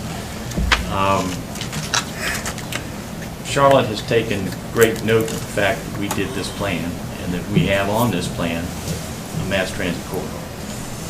That is, I think, very important to them in terms of their planning efforts that they're right in the middle of right now as we sit here tonight. So we got on the map with this, and Adrian and staff and Gastonia, and a lot of people are very engaged in that now. And this was kind of the spark to get that on the radar screen. This is the southern area, the Catawba Crossings. You can see the hatched line coming over from the airport. Some notional land uses in this area, understanding there's some vacant properties. Goes over to South New Hope Road, of course. Again, notional, but understanding there's some, when that bridge is built and you get this access road across the South New Hope Road, there's a potential for some more intense mixed-use type uses along that corridor and some of the major intersections that would be a real opportunity to change the trajectory of that part of the county and your city. Now, I added a bonus slide. This is from the Charlotte Regional Transportation Planning Organization agenda package from last month. They went through and changed their comprehensive transportation plan to incorporate the River District road system, which was not in it previously. They recommended that this go to the state DOT. They have to approve it, but the red lines there and the black lines are basically new roads. That's good. Consistent with what we understood River District would be doing. Yeah. Obviously of a lot of importance to us because it has that sort of connector out to where the river is, which is where the bridge you go across. Boy, that'd be great. And this is important in terms of protecting those corridors and consistent with what the zoning was on the Charlotte side. And that's what really drove these changes, was they did the zoning for River District and had this transportation plan in there, and they needed to get it into their planning. Now, it doesn't have a bridge on it right here, but the road system goes there. So this was very important. Mark, is that down below where the intended 10,000-foot runway is going to be? That's just off to the right of that.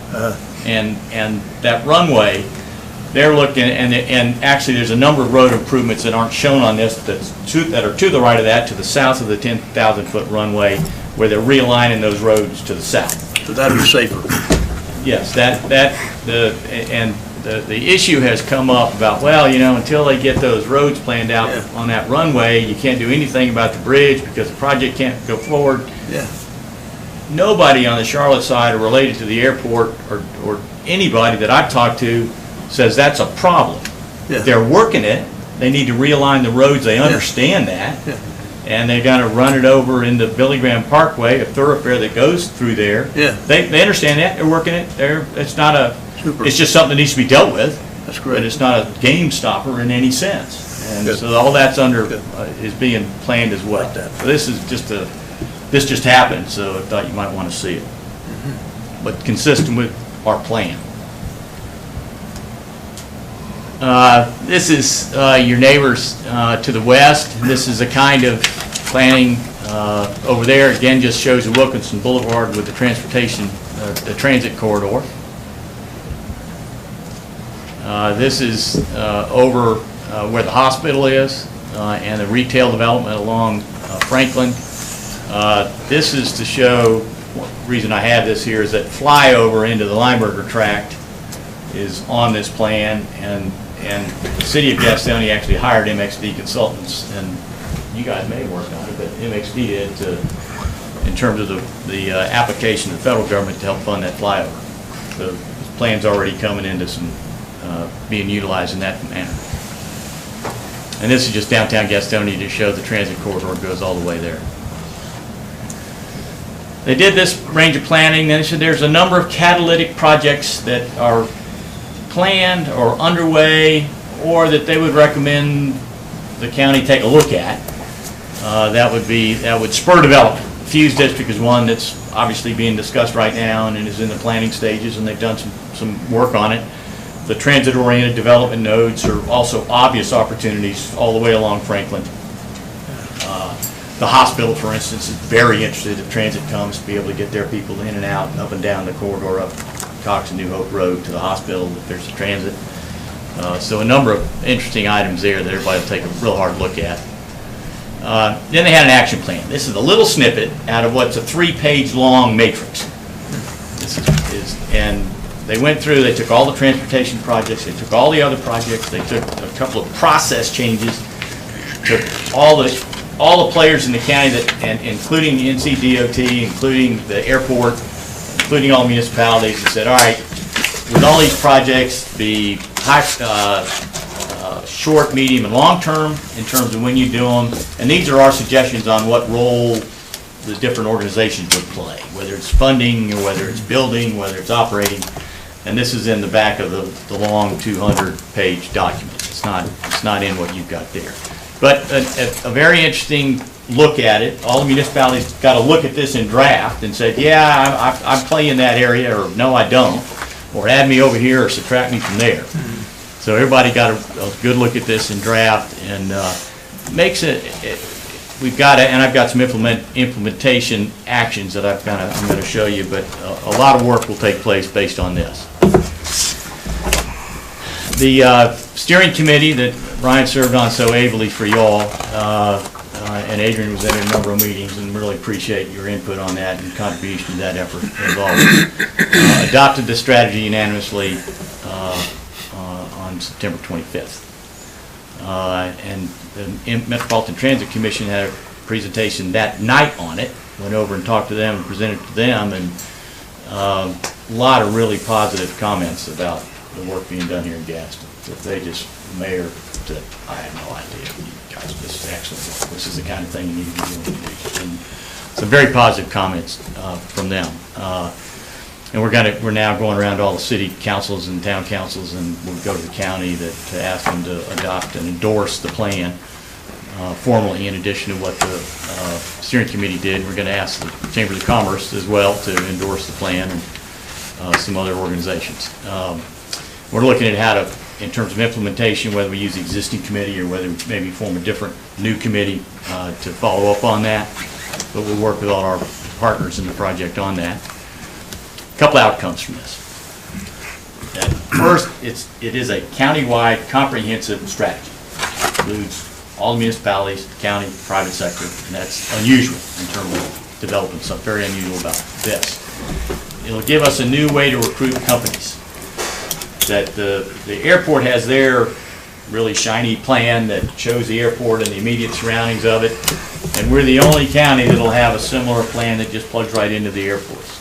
Uses the same terminology and just extends out our direction. So it'll be very, very useful in that regard. We'll roll up into the land use and economic development plans of all our partners. A number I've already talked to about doing that and different ways they're using it. It's already stimulated the mass transit discussions, which I think is very important. A lot of very compelling information about the new bridge, the Catawba Crossings project, the importance of that, the importance of circulation, the importance of getting around on the Southern Economic Corridor and other things, but really some substantive, quantitative information related to that that's very helpful. And has become a model for collaboration. The consulting team, the MXV, uses what we've done here in Gaston when they're dealing with their other clients around the United States about how you need to collaborate and cooperate to do a project like this. I mean, it's really pretty interesting. And I'm glad to say, and bottom line is that this will help us determine our future as it relates to the airport, as opposed to having somebody else determine it for us, which we think is really critical.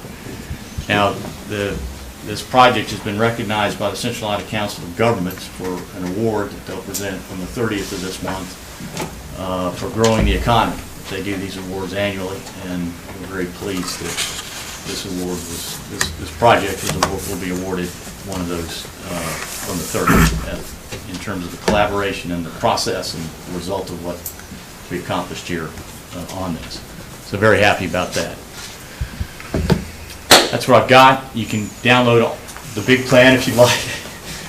You've got a copy of the big plan and a copy of the strategy, as well as those hard copies, and I'd be happy to answer any questions you might have about this. But we're excited about it. I think it really is forward-looking, future-looking, and helps set us on a track that will be to our great benefit over the coming years in Gaston County. So thank you very much. It's been our privilege to be a part of it. Thank you, Mark. I think it's very exciting. Very exciting. All right, well, we appreciate your comments, and next we move on to, anybody have any questions for Mark before we move on to the next agenda item? All right, we'll move on to number 5, considering the approval of a resolution endorsing the Gaston County Charlotte Airport Connected Economic Positioning Strategy. Have a motion? I'll make that motion. Got a motion? Got a second. Got a second? All in favor, say aye. Aye. Aye, very good. Thank you, Mark. Appreciate all your hard work on that, and you too, Ryan and Adrian as well. All right, item number 6. Consider the recommendation of the Parks and Recreation Citizens Advisory Board and receive authorization to negotiate a contract to use Wolpert for the Recreation Master Plan update. Thank you, Mayor. One of the items that was funded in this year's budget is an update to our Parks and Recreation Master Plan. I think our current plan went out of date in 2013, so it's time to update it.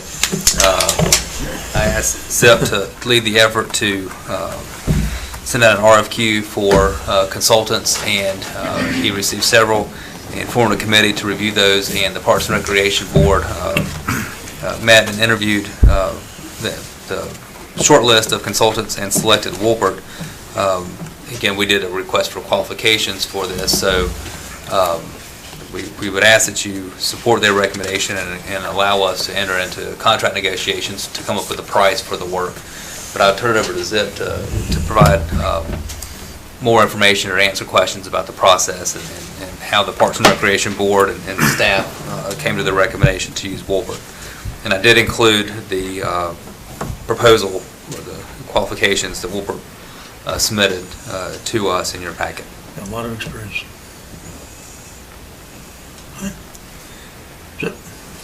Anybody have any questions? What we did is we met on October 17th on a Wednesday, the full Recreation Commission Board, and it was approved unanimously to select Wolpert for the project.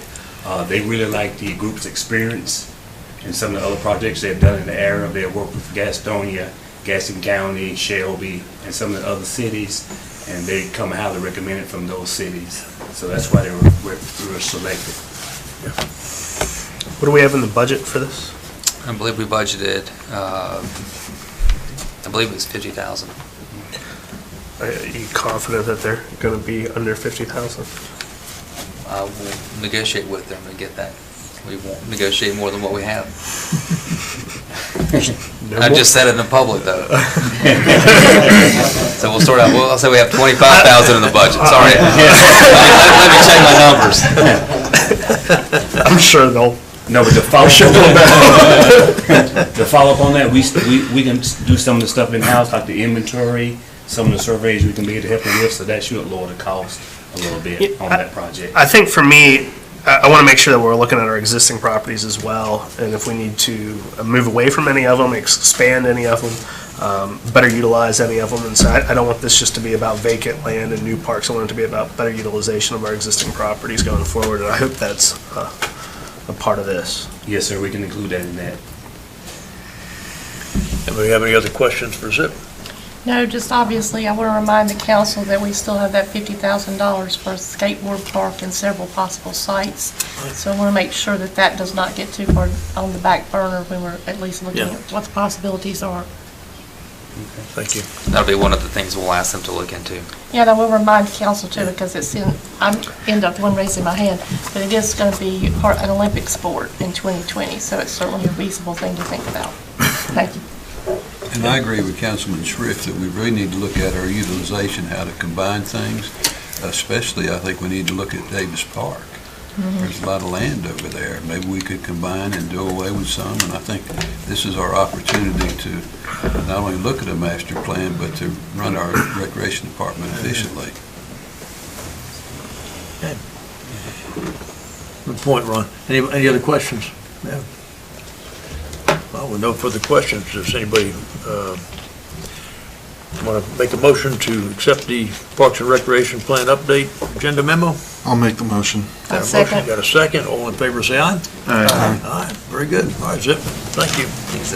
For your hard work on that. Next item is the consideration of an approval of a parking lot lease agreement with LLS Capital Partners. Thank you, Mayor.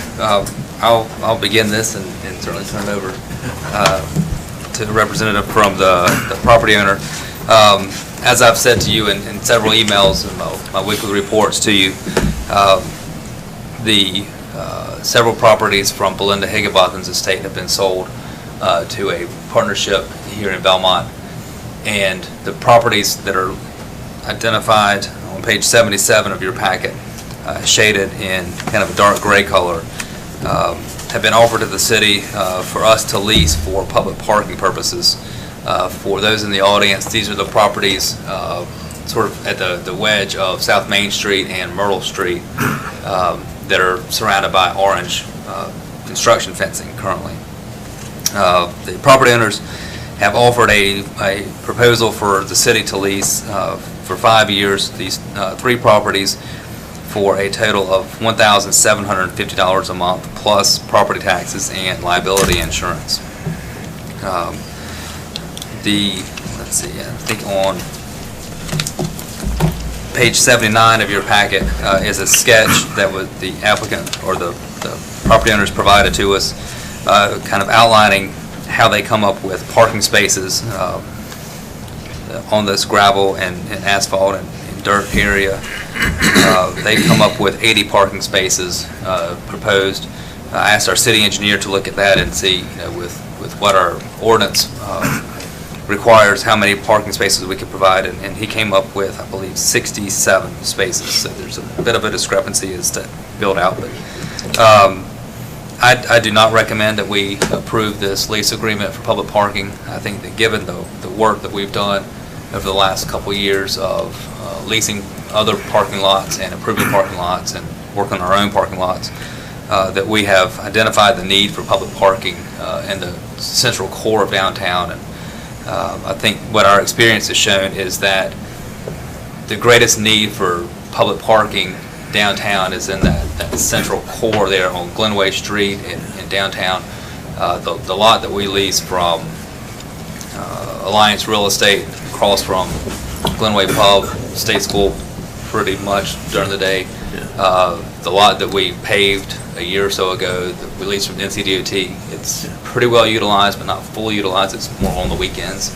And for events, certainly the parking lot that we added here on our property is used all the time.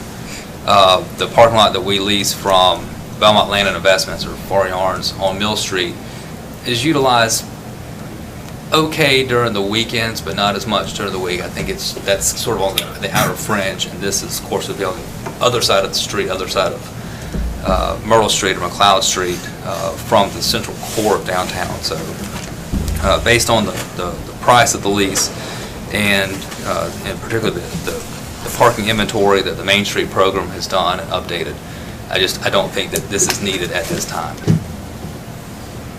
But I did make a commitment to the applicant and said it's certainly not my decision. And so we had talked in previous council meetings that when someone wants to purchase city property or buy or sell property to the city or provide these lease agreements, that we'll certainly process this and allow them to come and present their case to the council. So with that, Thanks, Adrian. Bobby Sawyer, I represent LLS Capital Partners. I'm also one of the owners. Reviewing Adrian's proposal here and discussing with my partners, we're certainly okay with adjusting the offered price down to $1,333.33 per month for those properties. As far as the need for the parking spots, on any given weekday or school day, there's plenty of Belmont Middle School parents that crowd along Myrtle Street or in the downtown area that could use or that have used that parking spot in the past before we had to fence it off for liability concerns. Now, on top of that, the congregation or members of Exodus Church use it on Sunday, and they have been very vocal about their desire to use that property, as well as the owner of Mugshots Coffee. Having said that, if we need to resubmit the proposal with the adjusted price, then I will certainly defer to the city engineer on the number of parking spots. I'm by no means a parking expert. At 67 spots for $1,333, I'm happy to resubmit it, or if it can be done kind of ad hoc here, that's fine too. Questions? Any questions? I'd make a comment. If you look at the recent, I think Ryan, you've seen it, and other people have been privy to it, the study that was done on the parking lots during the day and in the evening that was conducted for like maybe 10 days showed that we have an adequate inventory to handle our parking during the day. The issue is where people want to park. Because if you look behind Sammy's, I think on that study, like 2-3 cars all day and all that kind of thing. Now, I know this lot is, probably more convenient to the park, but I really feel like if you look at the parking usage inventory that we did, the only problem you have is, if I recall, is sometimes 7 o'clock at night when the parking lots like at Glenway and those other places are utilized. So I don't feel like we need to do this based on our available parking spaces that we have available now. I don't know, we'd have to do improvements on it, and it's only a 5-year lease. So I think, this, my opinion is, if you look at the inventory, I feel that we're okay with what we have. How much money are we spending a month on parking lots, Adrian? Approximately. We're approximately $2,500 a month currently. For all the lots? Yes. Yeah. And that's all the lots. So, I don't feel like I agree with the city manager. Look, one question for you, just out of curiosity. Are you only looking to lease these lots? At this time, yeah. The long-term plan is to develop it into some sort of commercial property in the downtown area. Okay. Yeah. And a second for the city manager. I mean, I think I brought this up before with the DOT lot. Certain businesses want us to acquire parking, and at that time I was asking Vicki, and I think I brought it up with you, are we reaching out to these businesses to do any cost sharing to help with these leases? And they're getting a direct benefit from it, but are they contributing anything to secure these lots, these parking spaces? I have not reached out to the businesses around this line.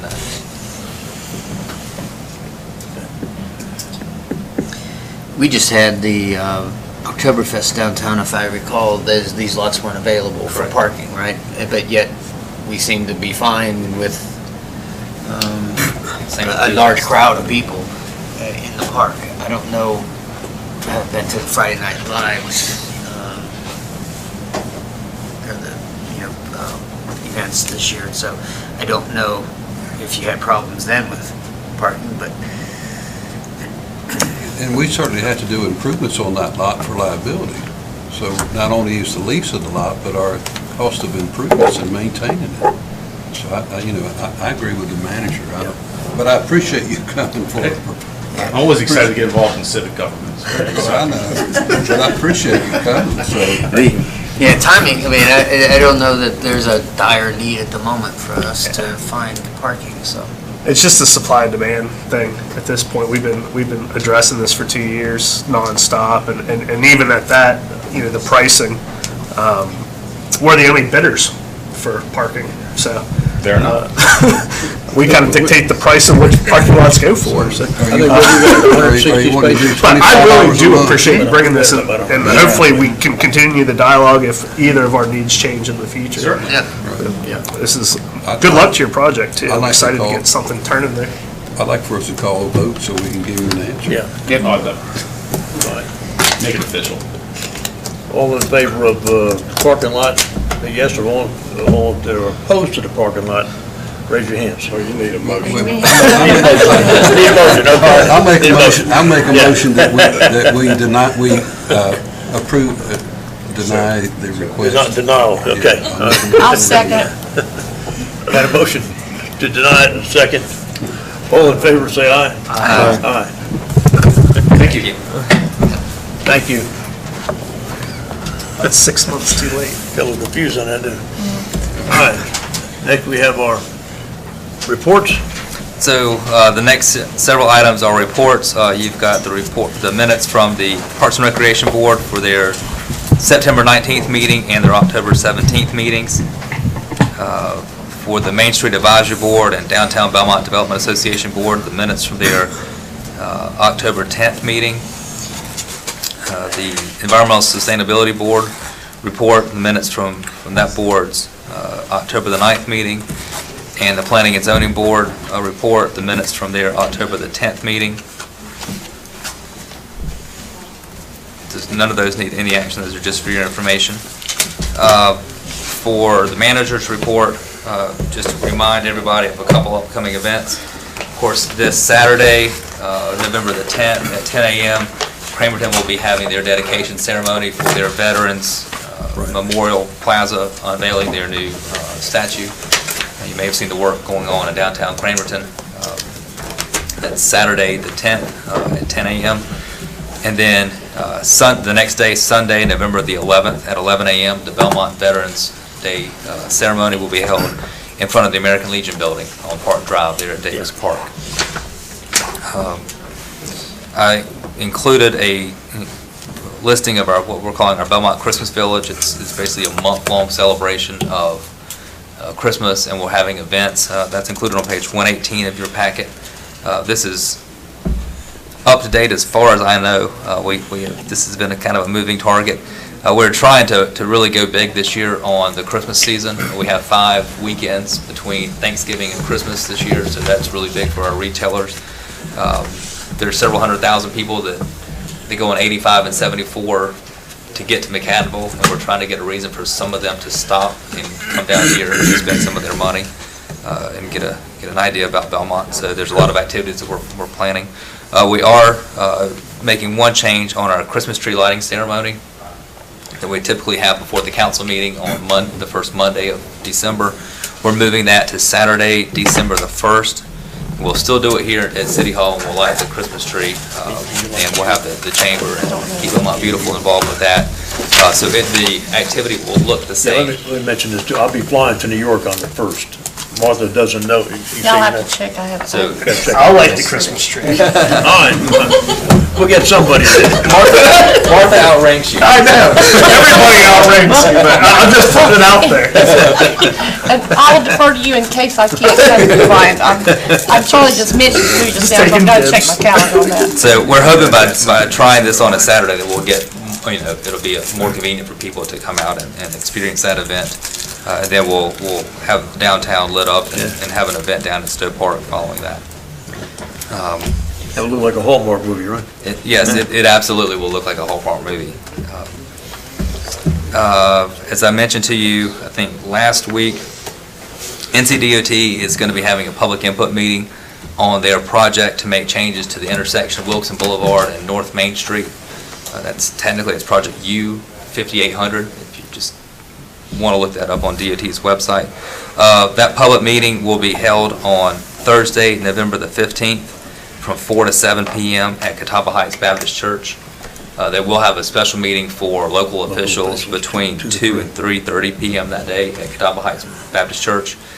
The public meeting is a drop-in, so you don't have to be there the whole time, so anytime between 4 and 7 p.m. There are a couple water and sewer committee issues that the committee needs to hear from us on and to review. The members of that committee are Mayor Martin and Councilman Folk and Councilman Gadd, so we can either look at that now or we can wait and see when y'all are available to meet in November. Let's look at it. Can we go ahead and settle it now? Yeah, let's settle it now, Yeah. Doug, your calendar is much more difficult. I am on vacation from the 11th through the 25th. So it's this week or the last week of November? And this week isn't good either. How about the last week? This week is, let's see what I got. The last week would be better. I bet I've got some tickets. This week coming up this week. Is the Monday the 26th? Yeah, I can do Monday the 26th. Monday the 25th. What time? 26th at, I can be available probably starting at 4 o'clock. How about 4 o'clock on Monday the Okay, that's fine. 26th? 4 p.m. And this is, Water and sewer. Water and sewer. Okay. All right. We'll meet here in this room. Thank you. 25th, okay. Came up water and deer. Monday the 26th at 4. All right. And I've also got a note here, our code enforcement staff has been, Chris Ray and folks at the police department working with Chris, have been working with the owner of 2 dilapidated houses on East Avenue that are in just awful shape. He's been working with the property owner to get those either demolished or repaired. The owner did pull a permit, as I understand, to renovate one of the 2 houses. So we're hopeful that they will get started on that work this month. If not, we'll be probably coming back to you in December with an order to demolish if we're not satisfied with the progress being made on that. As you know, the minimum housing process is very slow and very tedious. But Chris has been working on that for several months. Also, I put out on your seats the October month report from the police department. So look through that, and if you have any questions, just ask Chief Hawkins on that. And no shootings, that's a good thing, right? yes, sir. And thank you for your comments tonight and working on the middle school. That we started that process last spring, or spring of 2017. Yeah. And this has just been a long time coming, so a lot of work on that. Oh, yes, thank you. We need to schedule interviews for applicants for the Main Street Advisory Board and Downtown Belmont Development Association. I don't anticipate that Water and Sewer Committee lasting very long. We'll do it the same night. If the 26th 25th. works for the board, Monday the 26th, we can start those interviews at 5 o'clock. Possibly. Go ahead. Okay. I won't be in town, but that's fine, go ahead. Is there a day that week that works better for you? I'll be back Tuesday, but I think go ahead, since you've got, if the other members can be here. I'd like for as many as, but you said you may not be able to. Yeah, I'm not sure. What day is it? Monday, the 26th. I may have a conflict myself. Okay, how about Tuesday, the 27th? Let's do Tuesday, the 27th. If we can That should be fine. you all right for changing our meeting, Ron, to the 27th? I'm just sad that I don't have a lot of conflicts. Doug, you all right for the 27th? I can do the 27th. We'll change ours to the 27th. I could do it earlier, but I think I'll have a conflict that night. So, As long as you got enough folks. so are you wanting to move the Water and Sewer Committee to the Yeah, 27th let's move it to the at 27th 4? as well. That way And then we'll Martha start can be there. with the Main Street Board interviews. Yeah. Following that, say at 5 o'clock. Okay. Yeah. How many interviews are there? How many applicants? 5 or 6, I think. Really? Well, you've got 3 that are appointed, and then you've got a couple, you have 2 open spots and a couple Okay. applicants for those 2. They new applicants, Jamie? Brand new? That's all that I have. All right, very good. So we're doing the Case? 27th at 4? 27th. 4 for Water and Sewer and 5 o'clock for Main Street. Yeah. All right, other business, anybody on the council need to add anything? Ryan, we'll start with you. Just the issue down on 273 doesn't seem to be getting any better in the mornings at any time. I know you're working on it, but I'm not sure what's going on with that. And then, certainly support the vote tonight on the school thing. But I do recognize that several of our legislator folks are involved directly with transportation and kind of wondering where the disconnect is. As far as, Kathy Harrington, Dana, and Kelly Hastings, and all those folks speeding up that process for us, and something that should be positive. So hopefully we're pushing them where we can as well. Yeah. Palm Drive in North Belmont, I spoke to some of the folks up there, they asked me to come look at it. They've got the same situation that we had on Oak Street a while back, David, that there's cupping in the road. I think we did a repair there. And I took some photos of it, and there's a lot of standing water up there after it rains, and it takes a while for that water to go away. Palm Lane? Palm Drive? I can't remember. Palm Lane. And it is fairly substantial. I mean, it's some places it's a couple of inches sagging. Some folks in Morgan's Branch reached out to me, gave me a call, and I wanted to bring that up. I know that we did some testing out there for methane or... Okay. Now, they said, this problem really appears when it's hot. Okay, so they said the day that the testing was done was not a hot day, and it was pouring down rain, and everything was saturated. And they're questioning whether that impacted the test results, and might it be better to retest in the summer when the conditions are like they are when they're experiencing the odor. Yes, sir, we're going to plan on that. Okay. Sometime in July. I sent them the results of that test, and with the results of that test, let them know that we had a recommendation from our third-party testing group that they recommended doing it in the middle of the summer. So I picked the middle of July. We'll contact that. And just so everybody knows, I contacted a consultant. I didn't pick the group that done, the city didn't pick the group that done the testing for us, which is the I group. We let a consultant do that for us, recommended him. We chose who the consultant recommended for us, and then we conducted the test. But what the residents, or some of the residents were not aware of, is that there was some caps left off of the sewer stuff out, which acted like vents in that area. The new builder in there has went in and got most of those. I can't tell you they've got 100% of them, but they've got 100% of those. A good many of those, not 100% that I know of. And some of the ones, the plumber's clean out, which belongs to the homeowner, their caps were left off. We have one complaint from Morgan's Branch Road that was adamant about it was just all in their door when they found that this was left off, and they got the builder to mitigate that.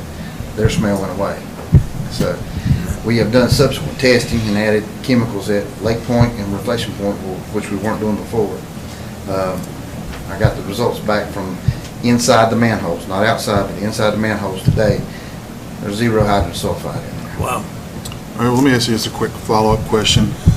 I think I heard this from the residents, and I don't know where they got it from, but they are under the impression that the drop, I believe is a term, on the sewer lines is not the drop that it should be, and that's why we're now having to flush, because they say it sounds like a river running under, if you listen to the manhole cover, Most of it. and we're adding chemicals.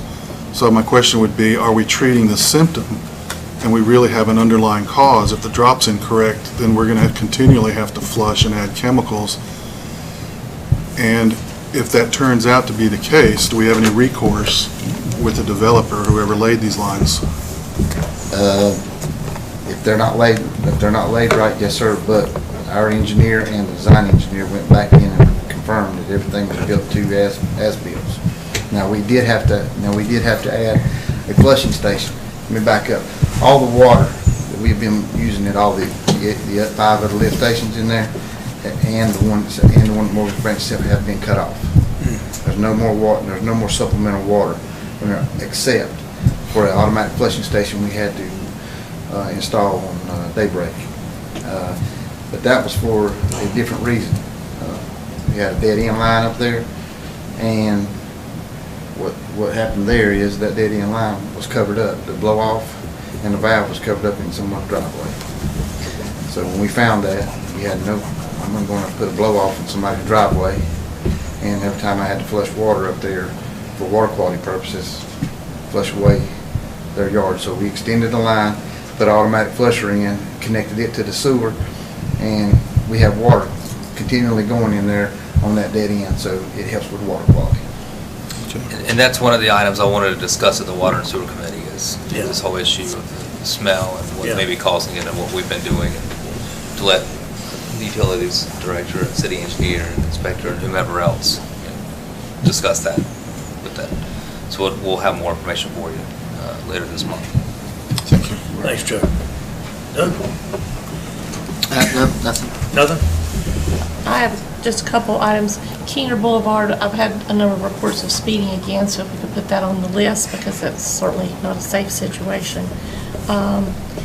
And the study that we need from DOT, will you tell us what we need to do to help you get that facilitated?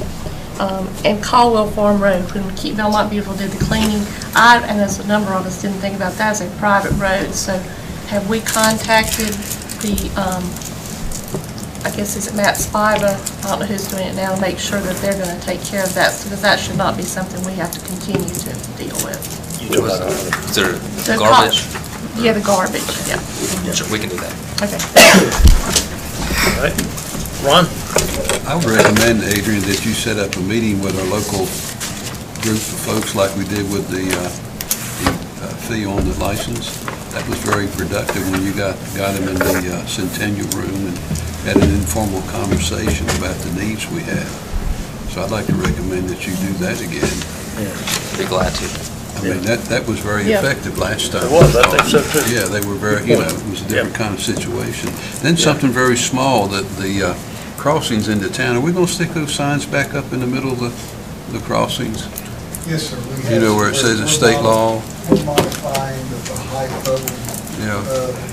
We like, there's two varieties, but we like the fabric indicator better than the plastic. So we're modifying the fabric symbol to a different place. So they'll be going back out while we're here about another, well, after the holidays. We got to manufacture about 8 of them.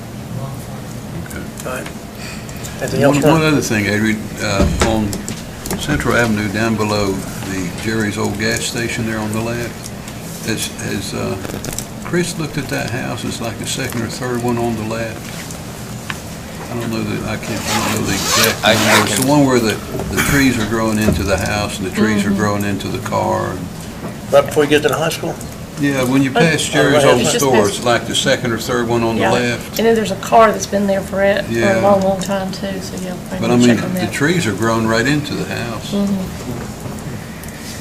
I'll check on that for you. You might like the outdoors, excuse me. I do have one thing I want to say. The street that's right by the BCO, when it rains real hard, that cups as well.